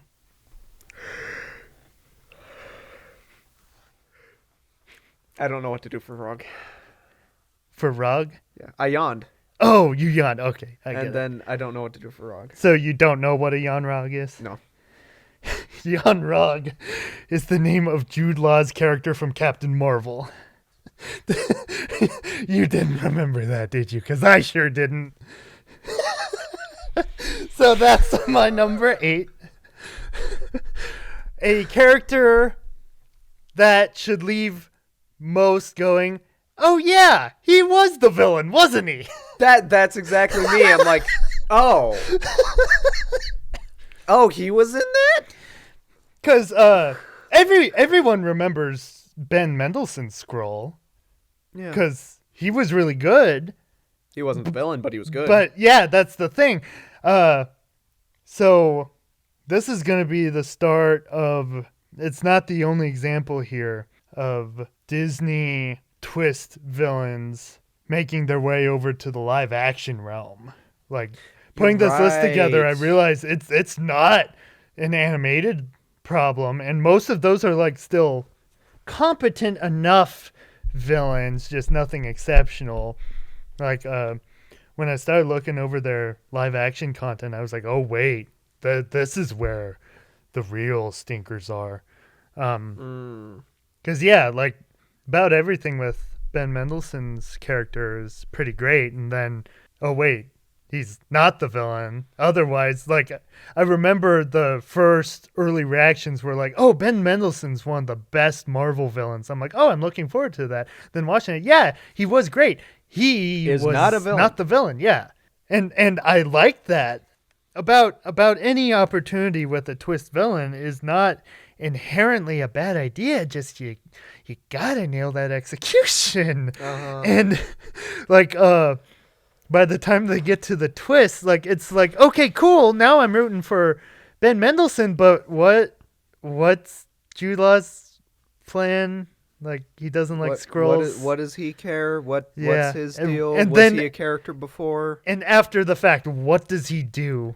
And Tell me one thing he actually Like, does, they- not they what he's going to do. technically established what the relationship was between him and Carol, but But not enough. like yeah, because you never see like any like emotional interaction. It's always just like, oh, we're training, oh, we're going on a mission, oh. Like they don't get that aspect to really work and to make you really care. So then what are we going to care when he betrays her? And then I've only seen the movie once. When she kicks him at the end, like again, it's a Marvel joke. Like, oh, what are you going to do? You can't defeat me. And then just one kick. Is that the last we see of him? I forget. Like, is that the way he goes out? I think there's I something can't like she remember. kicks him and then she like Into locks the him in dirt. a spaceship. I can't remember. For See, sure. like I can't. I don't can't care even enough remember. to look back. Like I wouldn't mind watching that movie again. I still Yeah, it has I enjoyable parts. I don't think it's the worst Marvel movie. It's towards the bottom, sure, but just by default. But I think most, like there are not very many, if hardly any, Marvel movies I think are actually bad. Like again, Guardians 2 is probably the lowest. I still have a really hard time calling it bad. It's like Incredibles 2, where just the stuff that doesn't work frustrates me so much I'd just rather not give it my time. Yeah. Yeah, so that would be my pick for the worst Marvel villain, or MCU villain, again. Okay. But not the last of actual Marvel villains. Number 7, Francis Francis. from Francis? Deadpool. Oh. Who was Francis? Played by Mr. Lunkhead McGee. Ed, I didn't write the name down. Ed Skrein. Did you watch Midway? Midway. He was the main guy in Midway. We make fun of his face a lot in our downtime. Oh, Mr. Metal Chin. Metal Chin. Oh, Alita Battle Angel. Alita Battle Angel. That's right. Alita. That was one of his better roles for sure. I think that's the only thing I've seen. Because they cut his face in half. So. But yeah, in my notes I have a plank of wood with the most punchable face. That sums it up. That's yeah. This one's on the same level as Ronin in Guardians, except in my opinion Guardians is a much better movie. So You don't say. that's able to hide the fact a little bit. I feel like I'm one of the only people out there that really dislikes the first Deadpool. I thought I liked the second one better, but I never really tend to think very highly when I look back on it. But yeah, just I hate it when you have movies with these outlandish main characters that are so goofy and like gleefully insane. And so then the rest of the movie surrounding them should be just as insane, right? No, that's why I don't care for the movie, because it keeps intercutting from the highway brawl stuff, which is like entertaining enough. That's the stuff I enjoy the most. But then it's like 5 minutes of that and then cut to 10 minutes of flashbacks. Where you try to get some drama. They try to make you care about Deadpool's relationship with his girlfriend. We have to sell it as a Valentine's Day movie so we can sell those date night tickets. And that worked. Boy, that worked. But then It's a Valentine's movie starring Deadpool, Kermit the Frog, Miss Piggy. Wait a minute. Yep. That sums it up. I've watched that movie in a heartbeat. Come on. Deadpool and Muppets are both Disney now. Make it happen. Come on, Ryan. I know you're listening. No. All I know is he wants to make those movies as crazy as possible. That's the way. Since they keep letting us know Deadpool is now a part of the MCU. It's going to happen. It is under the Disney banner now. Yeah, I don't understand how it's going to work. That's how it needs to work. Lean into the fact. Okay, we're part of the mouse now. So yeah, get Muppets in there. Make it just a Disney bash fest. But also don't just lean into making fun. Like there are fun things you could do with Disney references that wouldn't just be painting the bad side. I forget. Did I see something where it is like they're going to allow it to be R? Recently, they announced. The latest word is. Yeah. But I still think it would be funny if, if you had to go the PG-13 route, have it be self-aware that it's now a Disney movie, and so then all of his cursing gets bleeped out with See, yeah, and then that just makes me more confused that they are insisting on the R rating, because they already did a PG-13 cut of Deadpool 2. That was like a Christmas edition. I don't know how they exactly handled the cursing. I assume some form of bleepage for comedic effect. I never bothered watching it. The reviews weren't very good at all. When the reaction to the movie itself was quite good. Really? So I guess that's why they decided we better make it R then, because people aren't responding to the PG-13 version as well. But, yeah, back to the first Deadpool. Lunkhead McGee is Francis. Francis. Yeah, why is it so hard to get a villain that at least is as half as entertaining as your main characters? Why do they have to be so stock and boring? And like, he's not even remotely funny. Like, it's not like they try and fail. Like, he's just not funny. Like, I guess to their credit, they attempt to use that in their favor on a comedic level, that like Deadpool's constantly making fun of him and making fun of the fact that he's this tough bad guy and his name is Francis. But then like you get a real actor who can portray that tough badass villain, and someone who could make the scenes comedic by the fact that they're trying so hard to stay serious. They don't do that here. He's just serious and dull and arrogant, and it's not funny. And then couple that with the fact that Deadpool's shtick gets really old, so then that's one less person to play off of and like get like a fun back and forth going. Because some of the better stuff is Deadpool and Colossus, because then you have him with a straight man to bounce off of, and that's fun. But yeah. Okay, so that was your 8 and 7? Yes. Yeah. So my number 6. I'm Electro.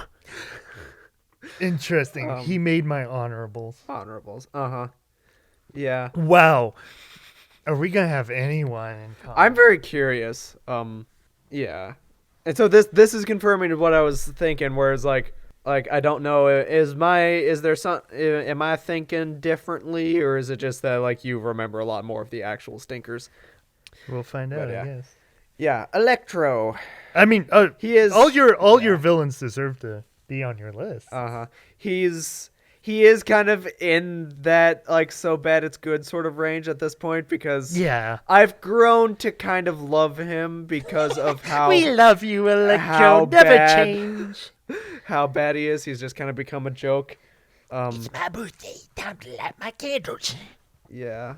I don't have that much to say, and it's probably good that if I don't have that much to say, then we can keep things moving along because I'm sure that we've done so much ranting thus far. Just the fact that he would be an A+ villain if he was played by Mike Milligan.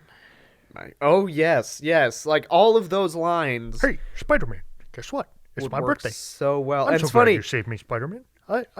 You're my best buddy in the whole wide world. It's so funny that he Can't wait he to hang out was- with you, Spider-Man. He was a villain, but they didn't really do anything with him in Homecoming. But yeah, imagining Disappointed. Mike Milligan just like using the same, just like that you make us sound like a prog rock band. Just well, it's my birthday. It's my Time to birthday. light my Time to candles. light my Just candles. like he could actually pull that off. Yeah. I guess by now I'm intrigued to see what they do with him in the next Spider-Man. I never would have thought for one hot second that they'd actually was bring always him just into the assuming MCU. That he'd be a different villain, but if they're doing timey-wimey stuff, is he just gonna be the same version, like the same exact Electro?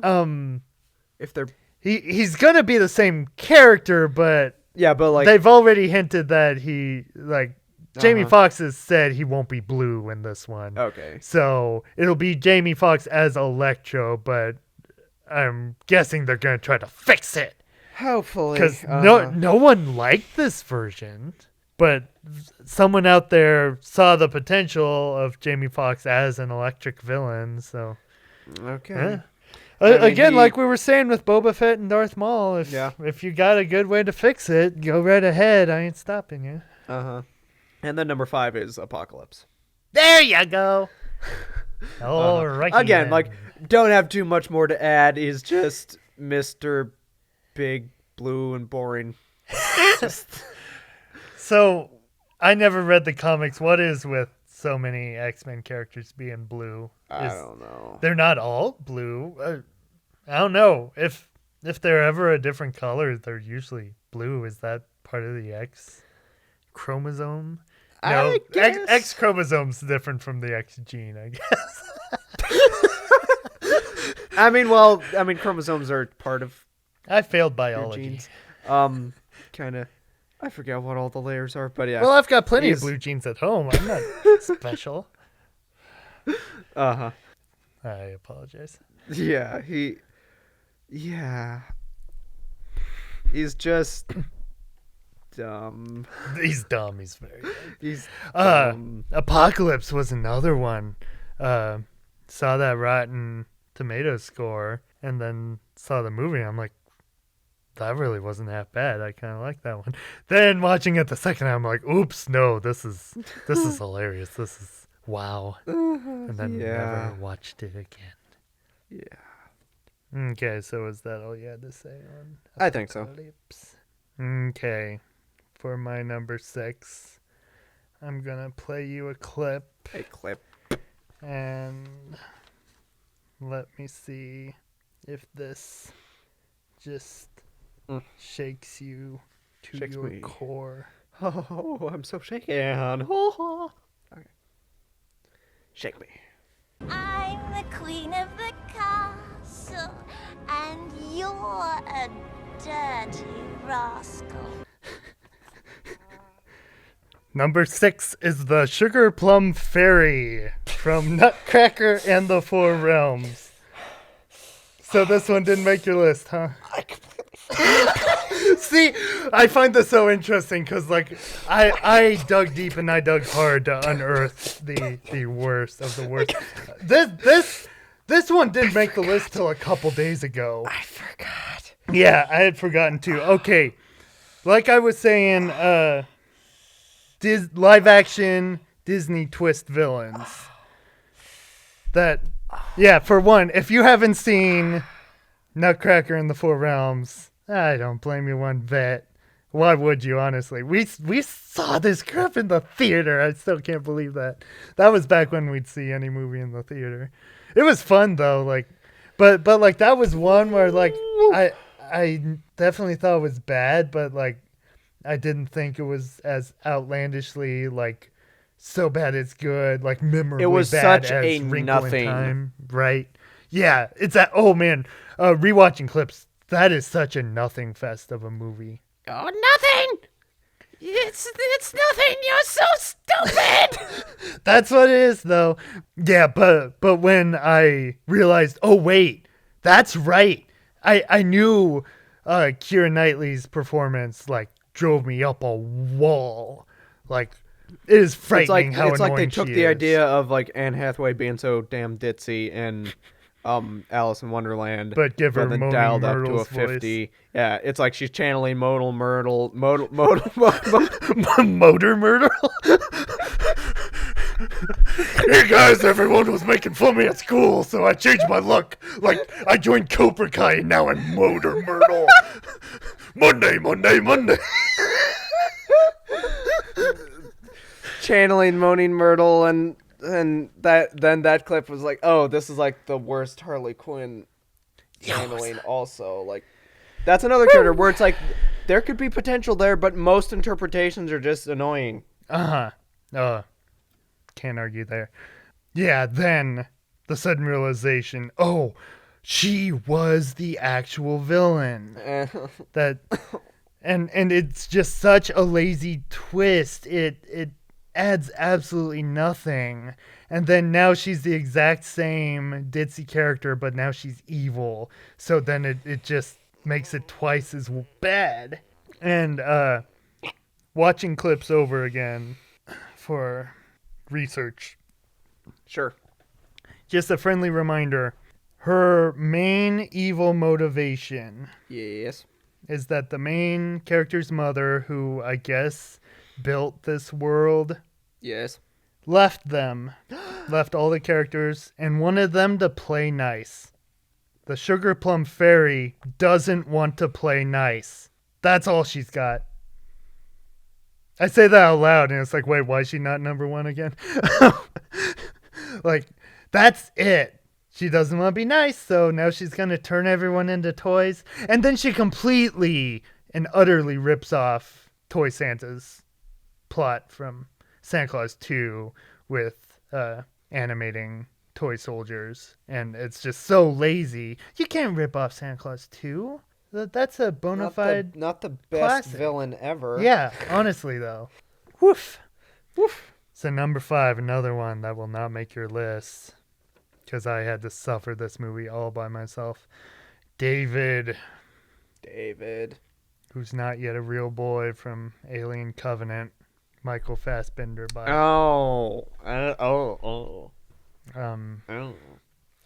flutes. Do I have to elaborate much beyond that? Two Fassbenders playing the same flute. Playing each other's flutes. I feel like there's a joke to be made there. I wonder what it could be. This movie is such utter garbage, and I'm not even a fan of Aliens. I just like good movies. This movie has a 75% on Rotten Tomatoes. Wait, what? Yeah. Huh? That was one of the first examples, like lately, like movies like Mulan or at first Wonder Woman. Mulan, 84, the 19 the only one the that they 90s animated classic Mulan. made. Yeah, that the only one there is. Like recently, you've seen a surge of like fairly critically acclaimed movies that just suffer an enormous fan backlash, and I feel like this was one of the first one. Prometheus was almost the same. They have identical scores. Really? Where critics seem to enjoy it, and then fans are like, what are you talking about? This is garbage. Yeah, like, it is such a ridiculous performance. Like, Fassbender's like trying hard, but like the things the script makes him do, like he, with his little experiments, he brings these alien prototypes to life. I am and- pressing every button that I can find. basically, and lets them wreak havoc on the poor, completely inept astronauts that deserved everything they had coming. But then you kill one of them right in front of him, and like is the most hilarious reaction of utter shock and terror I've ever seen in a movie, where it's like you shoot an alien and then he does the Peter Parker scream from Spider-Man 2. He just can't believe you killed his little baby. And then how inept this movie is with, oh, hey, you know what? There's this egg sitting over here, guy. Trust me, I'm your friendly everyday robot. Just walk over to that egg. There's something special inside. It's a gift. Just look real close at it. And oh man, this movie is one of the worst. Oh wow. Yeah. I've tried to convince you to watch it with me sometime. We'll see if. Yeah, I'm sure one of these days it might. That's a stupid movie, but yeah. Oh, Yowza. Okay, so that was 5. Yeah. Okay. Number 4, I have Mr. Barron from Miss Peregrine's Home. Wait, Sam Jackson? Yeah, Sam Jackson. Wow. This is insane. Yeah, none of these are matching up. Another one where I was like technically it's just kind of forgettable, but like in a way where what I can remember, just I'm like, oh, that was like so bad. Like, did you read the books? I haven't read you the books didn't yet. read the books. That's the funny thing. Katie and Tucker hated the movie. Yeah, 'cause I it haven't strayed read so the far. books, and yet I could tell that things were butchered. Yeah, me too. And just his character, nothing makes sense. Like I can't remember a single thing. I can't really remember.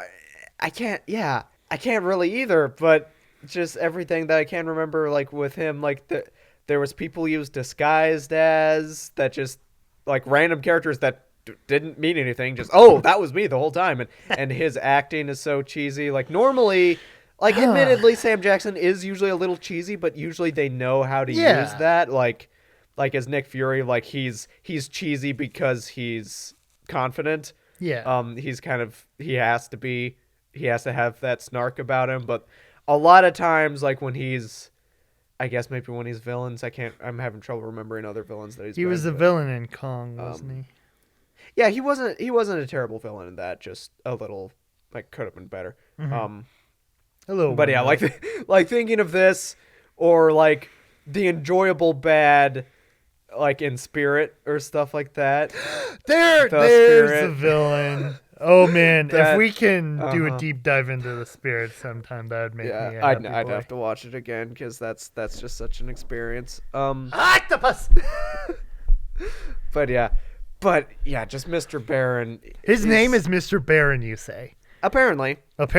Wow. Just so cheesy. So everything that he says is just like, this is dumb. This is boring. I don't like it. Make it end. So interesting. And then number 3. Yeah. Here comes the bastard, Jafar. Oh. 3. Oh. Okay. And so with that story, explain that. so his introduction is like it's coming down, and we me, Wyatt, and Katie sitting in the back of the theater because there's this little corner where there's 3 extra seats that were just extra put in the corner. So sometimes we sit there if we want to be isolated from the crowds.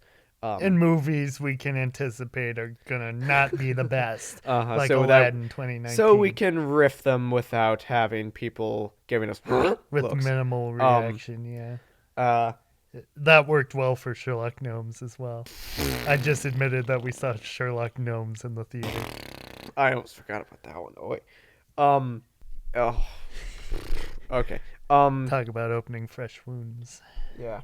So yeah, we're sitting in the back of the theater in our cozy little corner. So cozy. And it's introducing Jafar swooping down into the jail, and you see like his mysterious backside. The most mysterious. You see him walking through, and the parrot puppet thing, wasted Alan Tudyk flies in and lands on some guard's shoulder, and he's like, "Here comes the master." And then I just whisper, just very matter of factly, "Here comes the bastard," and then Katie bursts out laughing. And then like for like a solid like 2 or 3 minutes. Right? And so we're like, oh, okay, so this is how the night's gonna go. Yeah, right from the get-go. And so yeah, ever since I've kind of just dubbed him, "Here comes the bastard." I'd completely forgotten about that, so thank you for reminding me. Yeah, and I don't have much else to say other than what was already said. He's just so boring. Epic so miscast. Yeah, just. Like I was saying, like I think I've said it with somebody, just like the type of villain where all they do is just kind of stand around talking.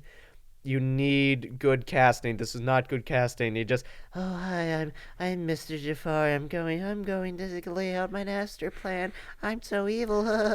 And you need a good script because they literally give him the line, "You know, Aladdin, we're not so different, you and I."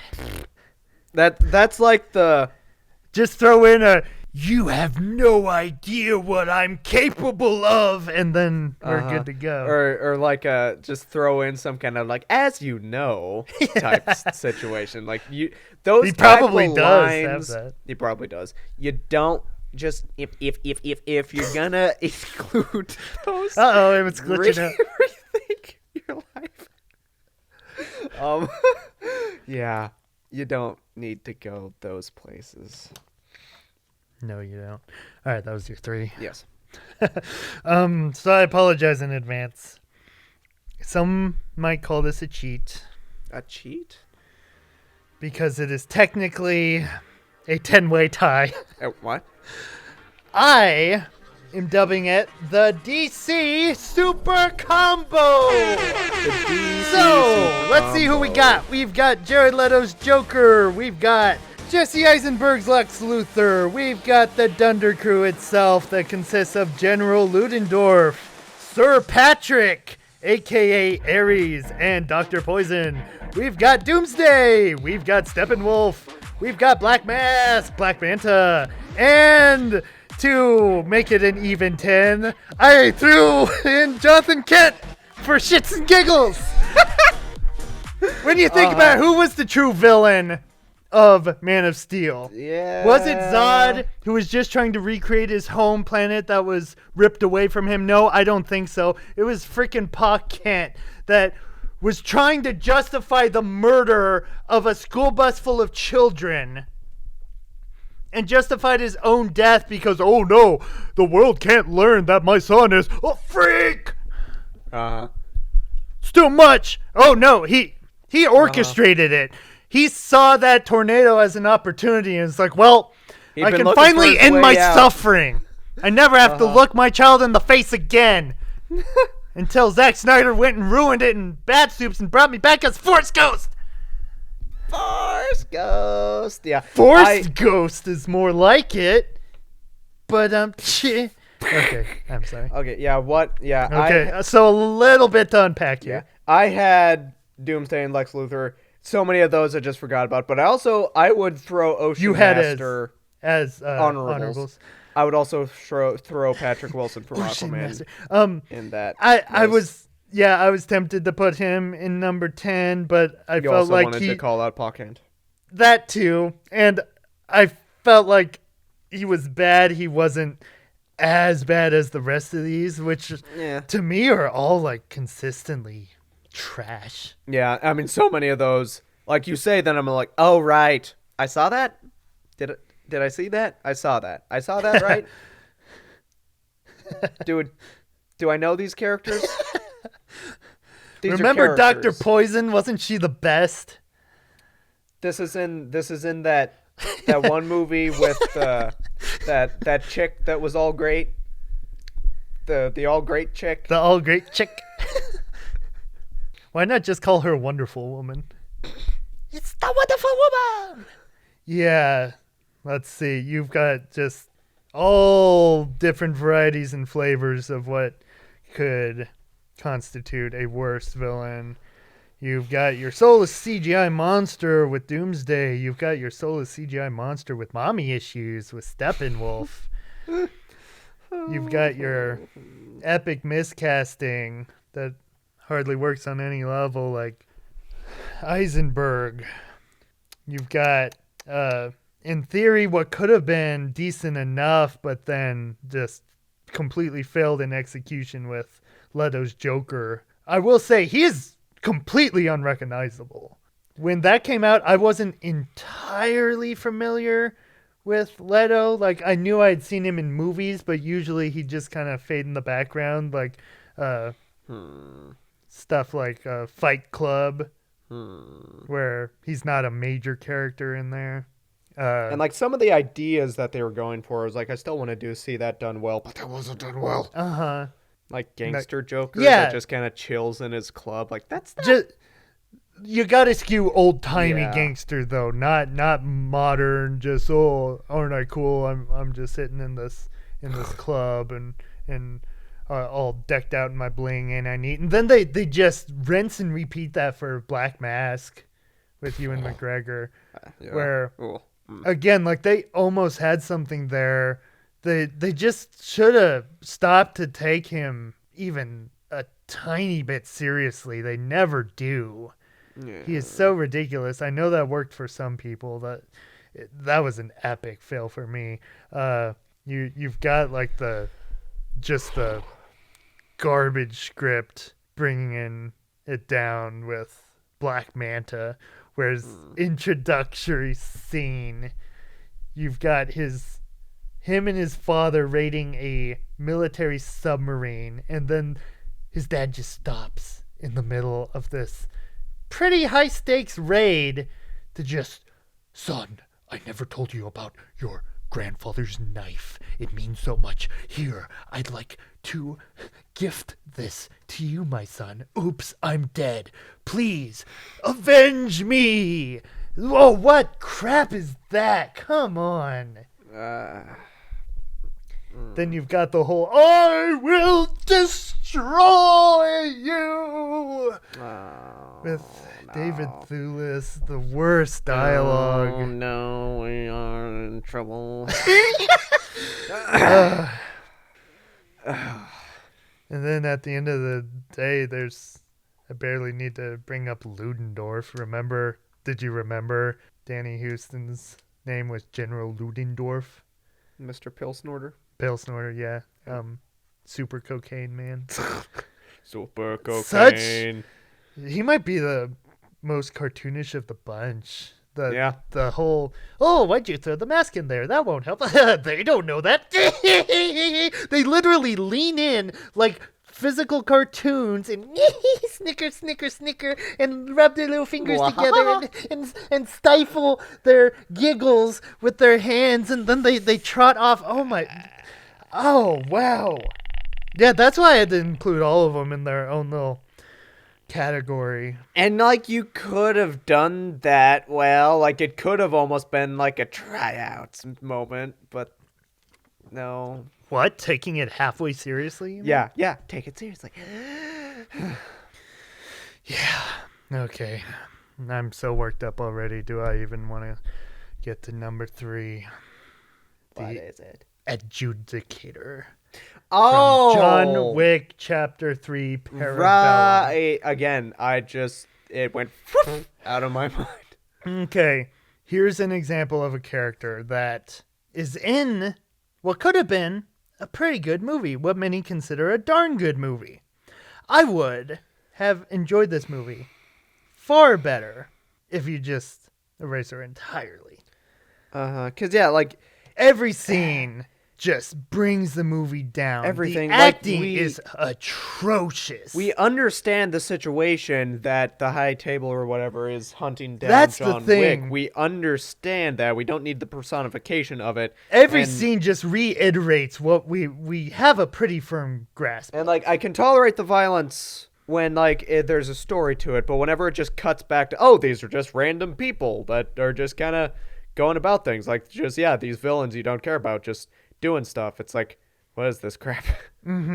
After seeing it, and I still stand by this, this should have been just a one night in New York movie where they set it up so perfectly from the last one. Uh-huh. And the first 30 minutes are like top notch, like Uh-huh. excellent. But then for me, just like there are really solid action beats sprinkled throughout, but it should have been like the actual movie's like 135 minutes. It should have been a Fury Road where it's just practically a non-stop thrill ride from beginning to end. Just he's got to survive this night Yeah. in New York. Just an entire night. Everyone's out to kill him. So there's barely any room to just stop and, oh, let's talk for 5 minutes. And when you have a character that gets outacted by Ruby Rose, who was in the previous movie, that's not good. Yeah. That's Yeah. not a good sign. Yeah. It helped that she didn't talk. Yeah. Oh, definitely. But Yeah. Oof. yeah, that's why I never see myself going back and watching the full movie again, because I can't stand the adjudicator. Yeah.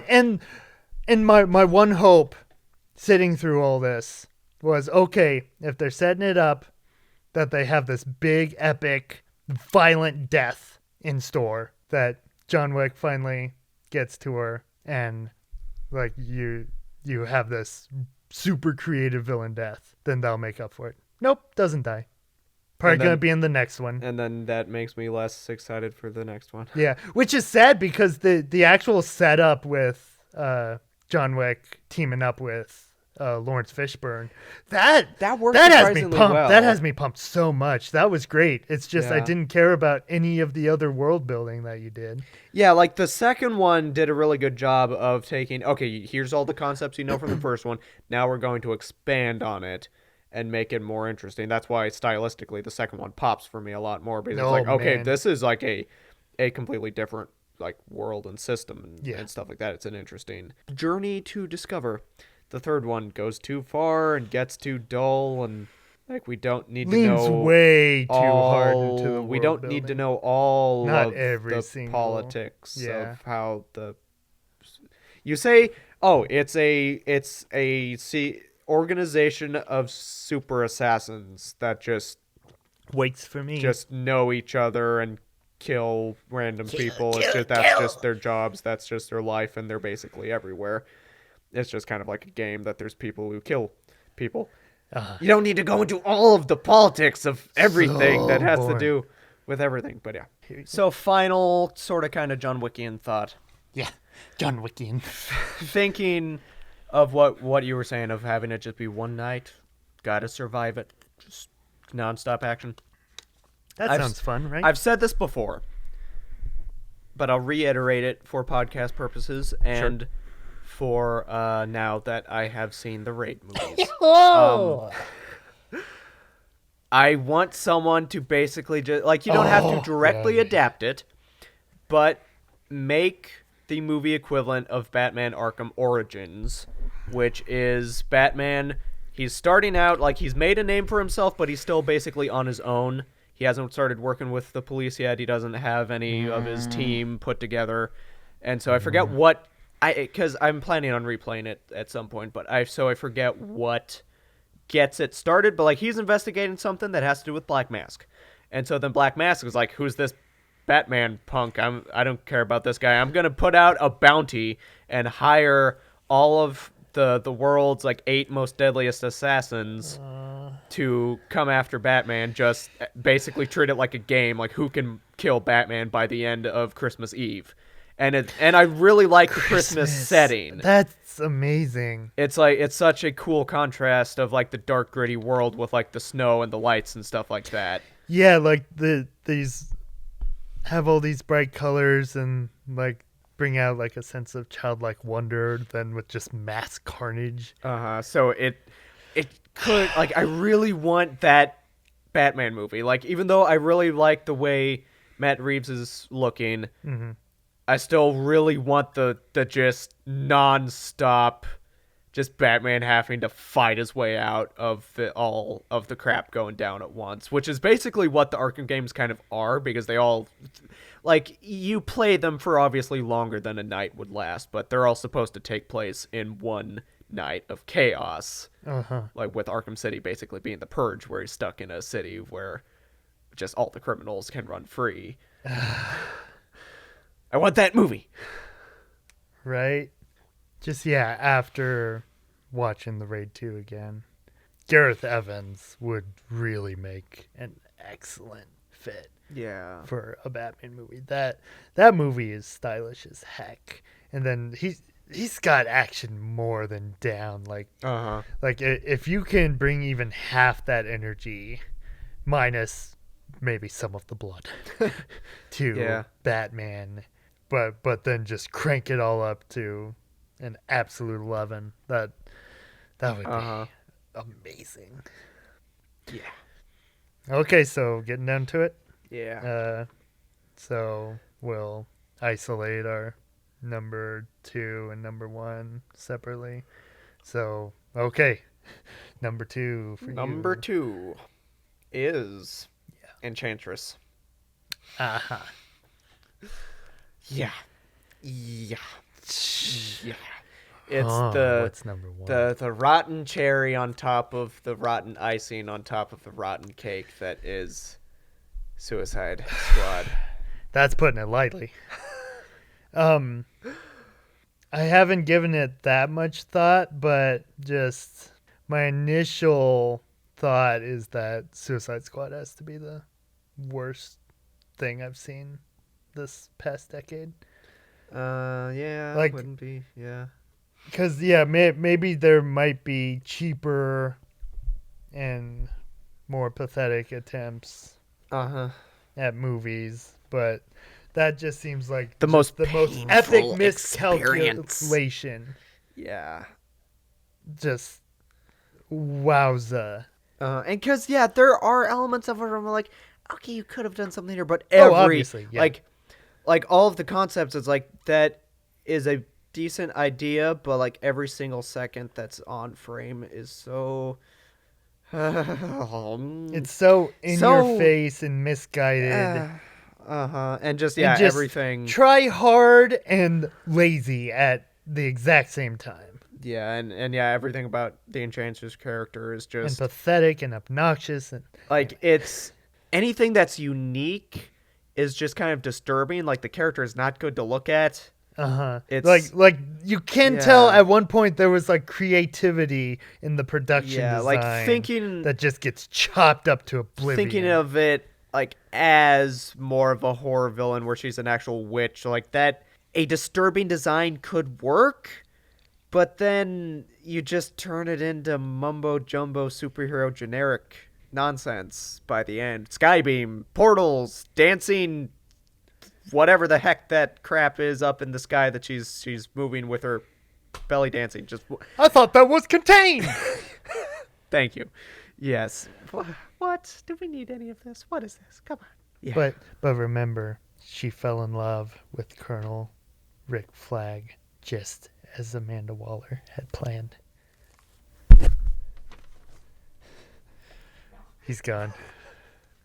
He left.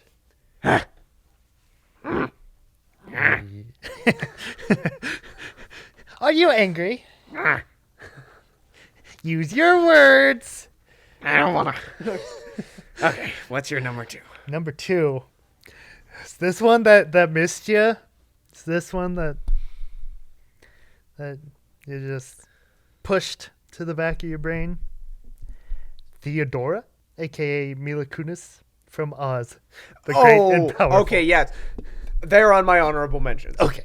Because I looked at it and it was like, and I had both the Wicked Witches because it's just like, that's just bad, but I don't really care. So yeah, Oof. it doesn't. Yeah. What you see as bad, I see as one of the most epic miscasts in recent cinematic memory. So much of that movie is just like, that's the direction. The core concept is not that bad. Like doing almost this character study of how the wizard got to where he was, his connection and relationship with the witches, the idea of a seemingly good witch then going bad after feeling betrayed from a potential lover, stuff like that. Like, if you just, like, do it in, like, a Harvey Dent sort of way with some actual smarts behind it, where, like, but then, this character just seemed like just the best of the best, couldn't possibly go bad, and then everything just goes so sour so quick. But then I also, to me, it begs the question, does that work for the Wicked Witch? Like, that is she good at heart? If you portray it well and make me believe. Yeah. Again, just like Cats. Yeah, like any idea can be done competently. I am a big believer of that. This isn't. Any idea can be done well. Yeah, this was one that I knew, like I said, I had it on my honorables or dishonorable mentions. Yeah, we've been calling them honorables, but they're dishonorable mentions. As Watch Mojo would say, yeah. I was just like, that. It's more one of those nothing movies. Like that. What you see as a nothing movie, I see as, such a massive miscalculation. Because Mila Kunis isn't the only epic miscast. James Franco is horrible in that movie. I feel like recently I've had a couple of really good wizard ideas, but now John C. Reilly, I know, was an early one. He would have been really fun. You need someone who could really pull off that, like, everyman sort of guy. James Franco ain't no everyman. Yeah. I can guarantee you would have ranked her at least a little higher if you had rewatched her transformation scene. Yeah, that's possible. Where, because it's been forever. Regular Mila Kunis isn't the worst thing. It's when it's suddenly just at the drop of a witch's hat, she just, now I have the cackle. Now I'm trying my darndest to do an impression of the original and failing horribly. And then sometimes she keeps that voice, sometimes she loses it. It's really confusing. But that scene is so unintentionally hilarious, where the entire transformation happens off screen, and then when she turns into the witch, you just see this horrible CGI shadow talking to Rachel Weisz, and Rachel Weisz just has like this look of abject horror on her face, and then the shadow starts cackling. And they literally pull an Anakin where... Well, from my point of view, the wizard is evil. Well, almost. Where they literally give her the dialogue when she comes face to face with James Franco. I hate you! If you have to write out the words, I hate you, in the script, you're not doing your job right. We should understand that they hate. Yeah, just show us. Make us believe. It's not that hard of a thing to, I think that character hates that other character. To me, that's like the go-to sign. Okay, nope, go back, try again. Yeah. Alrighty, what's your number one? My number one. I'm stumped. What could it be? Is Van Helsing. Whoa! Whoa! Okay, I didn't know this. You were playing it cool. Yes, that was the main one where, like, I had completely forgotten about it, and then looking at the list, I was just like, no. Okay, like, my memory. I thought I was the harshest when it came to this movie. I'm not sure if you could. I'm just. I'll hand this over to you. Please tell. My harshness just boils down to like a post-traumatic stress denial, where I'm like, I didn't watch that movie, right? Did I? Let's look back. I'm like, no, I didn't watch that. Yeah, because, like, so much of it was almost a so bad it's good fever dream type thing that everything having to do with Van Helsing is just so unpleasant and not good. Because, like, the stuff with the Kraken at the end, like, the animation is, like, pretty amazing when it actually wants like, to do something. The spectacle, I don't remember you saying spec so many times. The spectacle is cool, but, like, it just sucks, and the climax sucks, and the song they choose sucks. Yeah, it sucks. It makes you wish That for villain something is way better. Stupid. By that point, I can't remember what I was doing. I think I was just catatonic. I'm like, why? And I had what have we already done? seen most of this on YouTube. That opened my eyes to the horrors. Why Unleashed. did we do this? We have made a mistake. But then, yeah, the weird thing is most people don't think this movie's that bad. I'm sorry. You're wrong. Thank you. My thoughts exactly. This is one of the biggest shocks. Yeah. But I applaud you. I did not see that coming. That's amazing. Yeah, he almost, like, I almost left him just in the honorable mentions because I just felt like there were a few more that hit more personally. Yeah. Yeah, now I'm almost motivated to bump him up a notch or two. Number one for me. Yeah. Is Enchantress and her stupid brother. Stupid brother. Don't forget her stupid brother. She did have a stupid brother. What Like, did he do? He did some swirly whirly things with his arms. Like, okay, what do most point at as like some of the worst CGI this decade? Most recently, it's Buck from Call of the Wild springs to mind. Oh my god, look at that dog. It's hideous. No, you want hideous CGI. Look at this thing. Incubus? From Suicide Squad? Incubus. Like what? Incubus. I don't know no Incubus. Garbage CGI. That's I can't believe this made it into like an actual mainstream motion picture. Like Gods of Egypt had better CGI than this. And then what in the world? And then the moment when the fire guy suddenly bursts into a That looks skeleton and starts horrible. fighting him, like that's am Tiki I on Ghost drugs? Rider? Yeah, moment. Just I mean, yeah, the entire movie basically. what? Excuse me, what? And yeah, Enchantress, just absolute worst. Like, is she supposed to be scary? Is she supposed to be threatening? I don't think so, because you won't let her stop belly dancing. Her evil belly dance of doom. What? And the funny thing is, I've only seen this movie once in the theater. Once was too many Rewatching scenes hurt immensely. I suffered through the climax of this film again. Why did you do that to yourself? To remind myself, to make sure that Because this you must deserved, feel the pain. I needed to Be make sure one this with the deserved pain. the spot, and it more than does. Well, one of the most visually disgusting action climaxes I've seen in any movie. A muddled mess. The funny thing is, it looks like just the entire screen is just covered in this grain filter. You can't make out anything. There's like no action choreography to speak of. One of the worst excuses I've seen for lazy slow-mo to make everything feel so dramatic, where they're literally just throwing a bomb into a vortex and then trying to shoot that bomb. That's nothing. Smile, you son of a... Yeah, right?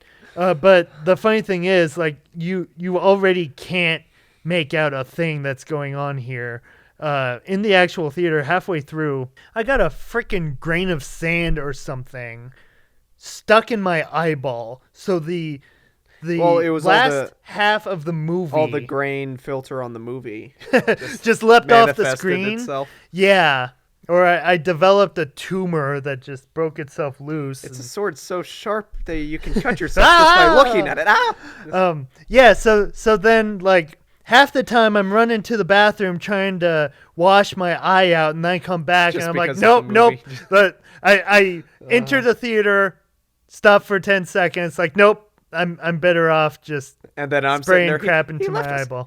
He left us. He left us. And so yeah, that entire last action scene, like I'm just like squinting at it, looking like an idiot. I can only see out of one eye, so I'm like in pain on multiple levels, and it just makes me angry. So that sums up my thoughts on Suicide Squad. Fun fact, Emmett, I forgot to share last time. Like 2 days after its release, Wonder Woman 1984 became the lowest rated DC Extended Universe movie on IMDb. So did it? IMDb.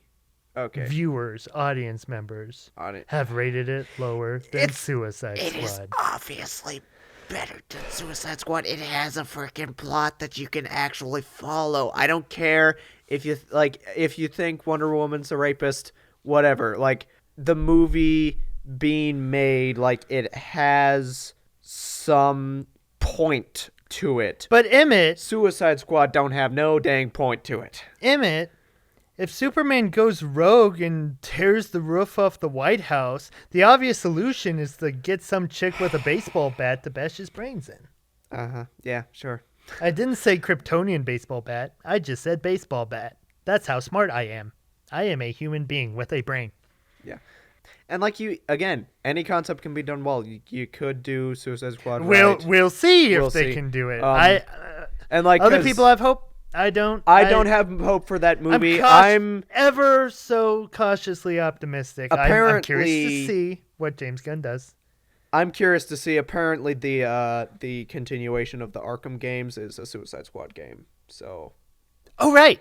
I saw the trailer for that. yeah, so It was better than the movie, that's for sure. I'm like, okay. If anyone could sell me on that could. The Telltale Games touched on it, and I might want to delve into that later, but we don't have the time now. So Now you bring up that trailer. That trailer was actually halfway charming and kind of funny. And Harley Quinn was still bordering on that. Is she annoying? Is she not annoying? I think she's still annoying level. But yeah, it was fun. It was a nice little couple minutes. Okay. Any honorables or any other thoughts you haven't? let's see. touched on? Yeah, because we ended up touching on a lot of. Oh yeah, one of the main ones where I was like, that was really bad. I can't remember it, but I know it was really bad. I just can't remember it, so I'm not going to include it. El Macho from Despicable Me 2. Right. See, I was debating whether to like pull a DC super combo and do a bunch of Illumination villains, and I was just like, why bother? Yeah, I know they're bad. They would probably make my personal list, but I just don't want to give them the time. Yeah, just who cares? Like Why Snowball bother? the Rabbit. I haven't even seen that movie.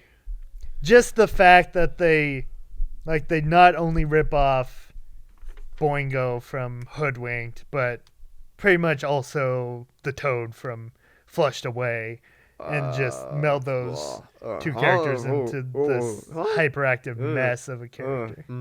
I don't. No, me no like it. No. When you bring up, I know this character's really, really bad, but I can barely remember anything. I was desperately searching for clips, and I didn't want to like shell out money to rent the movie or anything.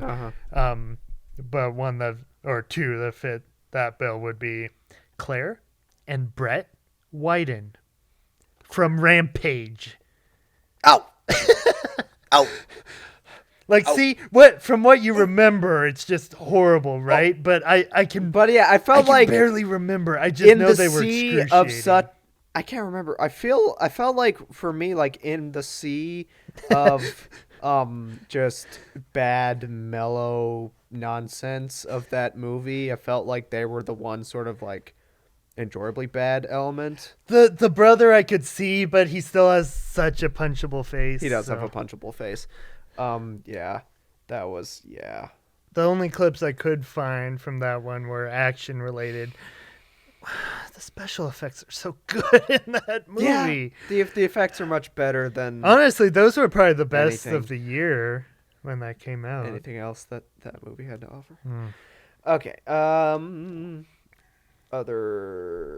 Yeah, this wasn't one where like I decided this wasn't the worst, so he didn't really need to be included. But it was another one, basically the exact same situation as like Evelyn Dever, where I'm like, oh, you set up one villain. I'm really curious to see who it is. Oh, it's really just this other character that you had already established their backstory. You had already established that they're a villain. We already know they're going to be a threat. And it turns out the only twist is just that they're the only threat, the Mandarin. Yeah. Like I know See, Guy another Pearce one is I gonna just be didn't a want to give him villain. the time. You don't need to have a twist like, oh, guess what? He's the villain. Yeah, I knew he was going to be a villain. The Mandarin. And apparently he isn't either. Apparently. So that was it for your own. I have another one, but I figured we'd alternate. So. One I am a little sad to leave him off the list, but he's one that fits in that. Oh, but look at you! You're just such a ball of joy. I feel a little guilty. I'll just leave you alone then. Balaam Abrasax from Jupiter Ascending. What? Eddie Redmayne. Oh. Did you not watch that movie? No, I've seen bits. You have seen bits. I've seen some bits. The way his lips are just always protruding, and he's just always just whispering until he's not.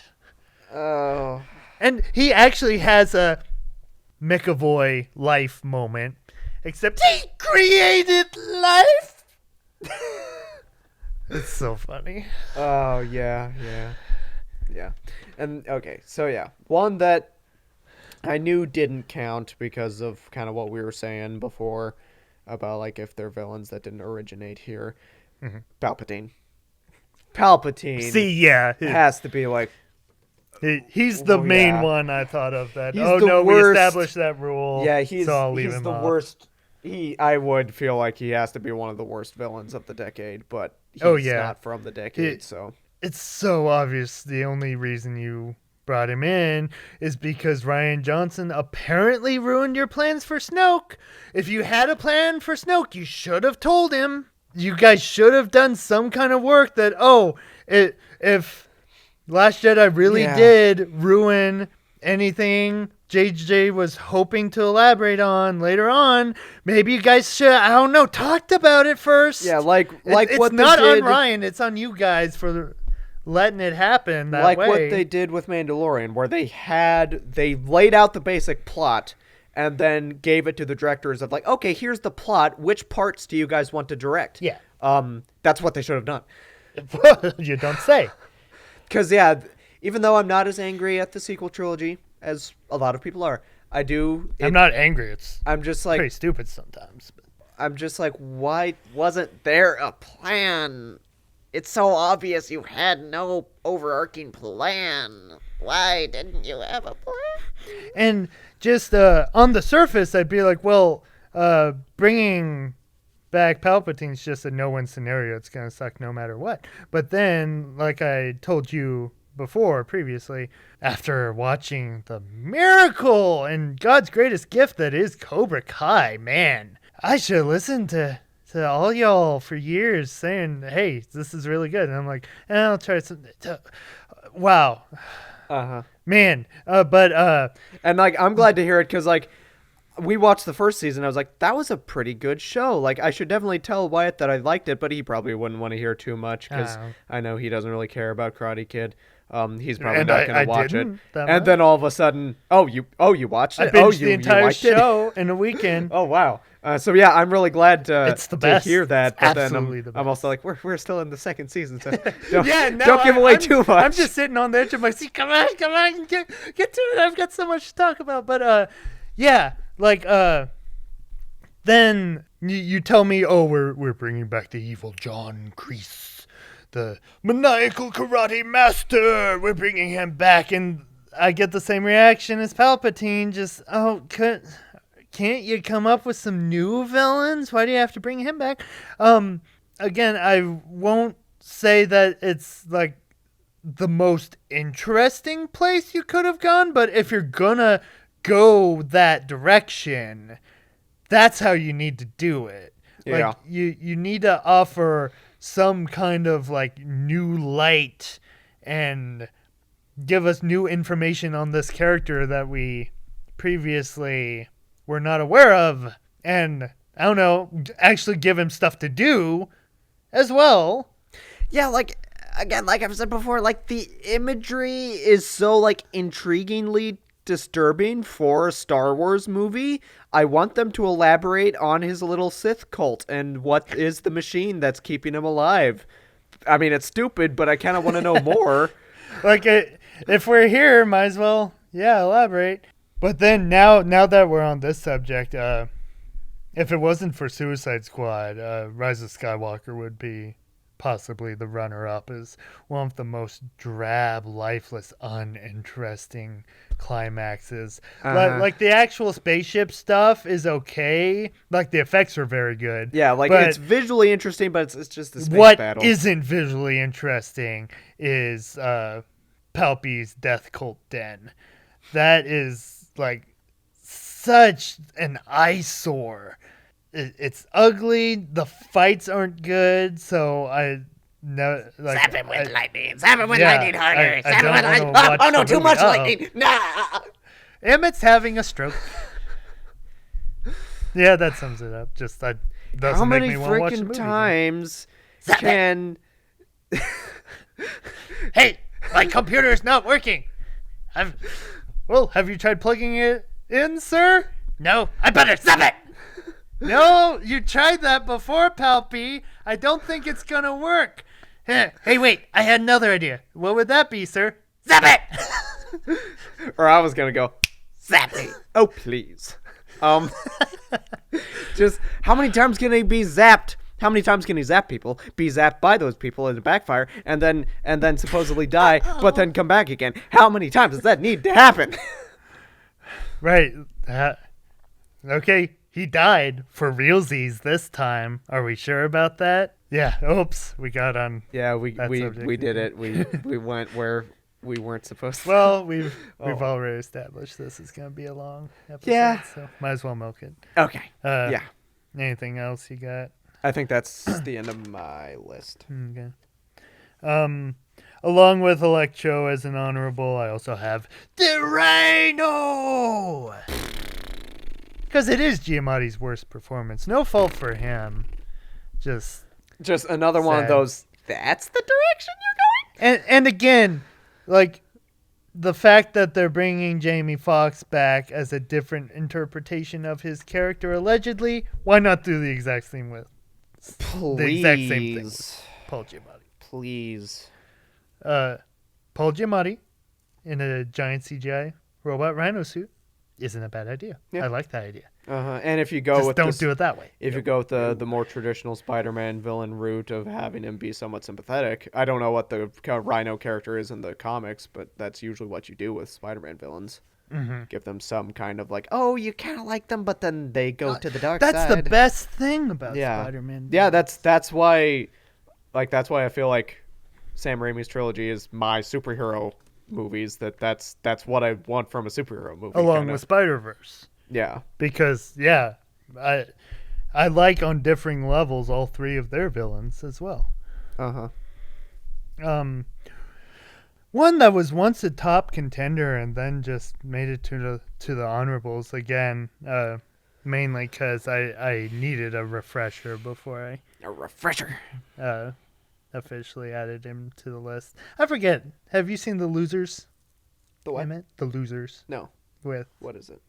With Jeffrey Dean Morgan and Chris Evans and Idris Elba and Zoe Saldana. It's a good cast. That wouldn't be bad for a rewatch. Huh.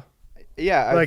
I remember This is not having ringing any an bells. enjoyably cheesy fun time with it. What style of movie is it? It's technically based on an obscure DC comic. Huh. I think. It came out the same time as the A-Team. So it was the competing A-Team movie and the better A-Team movie, actually. They both got horrible reviews, but The Losers is much better than the A-Team. But both had really good casts. I remember having fun with it. It's not great, but Chris Evans is having a ball. Interesting. But the villain sucks. Yeah, with a cast of characters like that, you want someone fun to bounce off of, and like the place they're going with this villain is that he's like an uptight businessman who takes his role very seriously, and then he just does completely random things out of nowhere. Just, oh, if I don't like you, kill you. Okay. And on a side note, some of them I can't remember, but it's funny how many arguably bad or lesser superhero roles Chris Evans got. Very weird. Before striking the gold, like with that, the gold star. And most people don't like Fantastic Four and the TMNT movie, and I forgot what those are called, but like, isn't there some kind of smaller superhero movie that I feel like I remember Katie watching a while back? Push? He was in Push, wasn't he? It sounds right. That's all I remember. Push. I can't remember who else was in it. I don't know anything about it. I just knew it was some kind of superhero movie that she was watching. Yeah, that was really cheap. And looked just kind of cheap. But I was like, how many just cheap I have completely forgotten. Chris Evans superhero movies are there before he got his big break. And then Scott Pilgrim was also a comic book movie. Oh, that's interesting. Yeah, just added to the pile. But Max from The Losers, the clips I could find, the dialogue isn't the problem. If you got someone really funny, you could make it work, but just the delivery from the actor they got, who I'm not familiar with, is just so dry and so dull. Yeah. And when you give your villain lines like home again, jiggity jig, you've got to sell it. I cannot emphasize that enough. So, I can't remember anything about that now, but that just gave me flashbacks of run, little piggy, run, run, run. Oh, he was a villain. I could have had him on the... No, I wouldn't want to bash that wonderful Anthony Hopkins role from what was that? Collide. Really be Rent. Collide? Movie. Both he and Ben Kingsley were in that. I think Ben Kingsley was more over the top than he was in Iron Man 3. Yeah. That one was fun. But painfully fun, But yeah, Max needed to be either like a Rob Lowe or a Walton Goggins. Like someone who could really sell I'm trying so hard to be the serious bad guy, but I'm just so eccentric that I can't help myself. And the more I thought about it, like if Rob Lowe was playing it exactly like Chris Traeger, but he was just this crazy bad guy, that would have been amazing. Yeah, I could see that. Another example of a really great movie that's held back from perfection by its villain, Kurt Hendricks, Mission Impossible Ghost Protocol. Right. He is not a good film. Yeah, he's another one I was just kind of, I usually just forget about him. Like, there's not much there. Yeah, like, he could be lumped into the boring, but, like, it's the prime example of a boring villain in a good movie. Have a great villain in there, and that'd be like an excellent movie. And it's really sad that the guy who gave us Kent Mansley and Syndrome, like, all you needed to do was combine those for a take over the world, government agent, bad guy. Yeah, then Ghost Protocol would just reach all-time tier. I mean, it wouldn't be hard to make a better villain, obviously, but like, since so much of the heart of that movie is like in other positions. I'm not sure like what more you could do without distracting from everything else. Surely But yeah. something. Surely something. Like what they did in the previous movie. Philip Seymour Hoffman is absolutely excellent. Yeah. And he's probably what pushes that to be my personal favorite Mission movie. Mm-hmm. Just a few last honorables. Yeah. Pennywise. Like, the more I think about it, the more, like, each one of those movies has, like, one, like, excellent standout scene between him and a kid right before they are no longer around to tell their tale. But, then the rest of the movie, dude, you could have eaten those kids, like, 138 times over. But they need to be all, like, marinated in fear, yo. I think they're past the point. Like, you marinate them anymore, and they're going to crap their pants if they haven't already. I don't think that's going to add to the flavor. And then they double down in the sequel. Like, it gets so ridiculous. It's like, you obviously really enjoy this. Is that it? This is just the only way you get your kicks, run around the town, scare kids. You claim, oh, I'm going to eat you, but deep down in your heart, like it's like a Megamind situation. Just what would you do if you didn't have kids to torment? Just Like a dog chasing the car. I wouldn't know what to do if I actually caught one. Obviously, because we still haven't seen you do it. And then a couple not so serious, but kinda choices. Papa, officially Papa Henry from The Good Dinosaur. Oh! Papa's the villain. We all know that. Pixar. Guys, you literally wrote a movie where dinosaurs and humans have essentially swapped places, and the father of your main character wants him to trap a human boy and then murder that boy. The main character doesn't do it. So then you get mad at him and you take him out into the wilderness. And then, oh no, maybe I was wrong. Up too late, I'm dead. Mufasa me!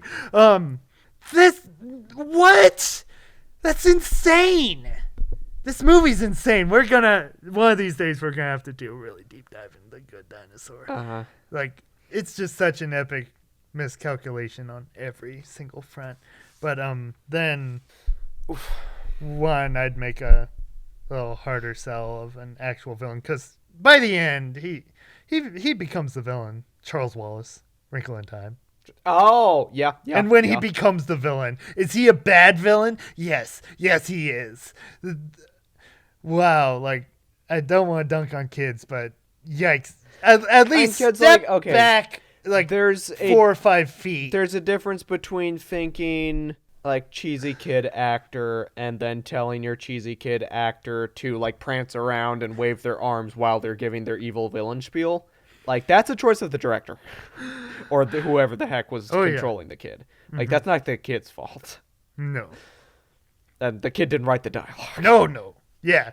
See, any bad child acting performance, I'll never put completely on the kid. At that point, it's everyone else involved. You're making these decisions for them. Yeah, these are some pretty solid stinkers. So stinky. Possibly got a little too worked up there, but Possibly. I'll get over it. Yeah, because normally I don't get that worked up over things. This is when you're talking about what really wronged you on a personal level. Yeah, these are some things. Some choices were made. Some rants had to be ranted. But that's out of the way now. But yeah, temporarily. What an interesting contrast. Like, Enchantress was pretty much the only similarity. Yeah, like in the top common 10. link. Oofda. Alrighty, so this one did run long. I wasn't expecting. We'll see how that shakes out with the editing. See if I can trim it down a little bit. If I can trim it past 3 hours. 3 Oh, really? hours. But It's funny that this is our longest one because like this is the one that like conceptually had the shortest subject matter, but right. It's a subject matter that leads to many discussion Yeah, topics. see, that's the important thing. Okay, so I'm curious to know do you all out there consider to be the worst villains of this past decade, 2020 included, if you so desire. I'd be very curious to see. Yeah. If they're vastly different or surprisingly similar. Are there Let us any know. we missed? Do you like what's a stinker that stinks to you? That's exceptionally stinky. Uh-huh. And I'm sure there's plenty that I just haven't seen either. Yeah. But okay, Okay. we'll call that a wrap then. And we'll catch you on the flip side. See ya.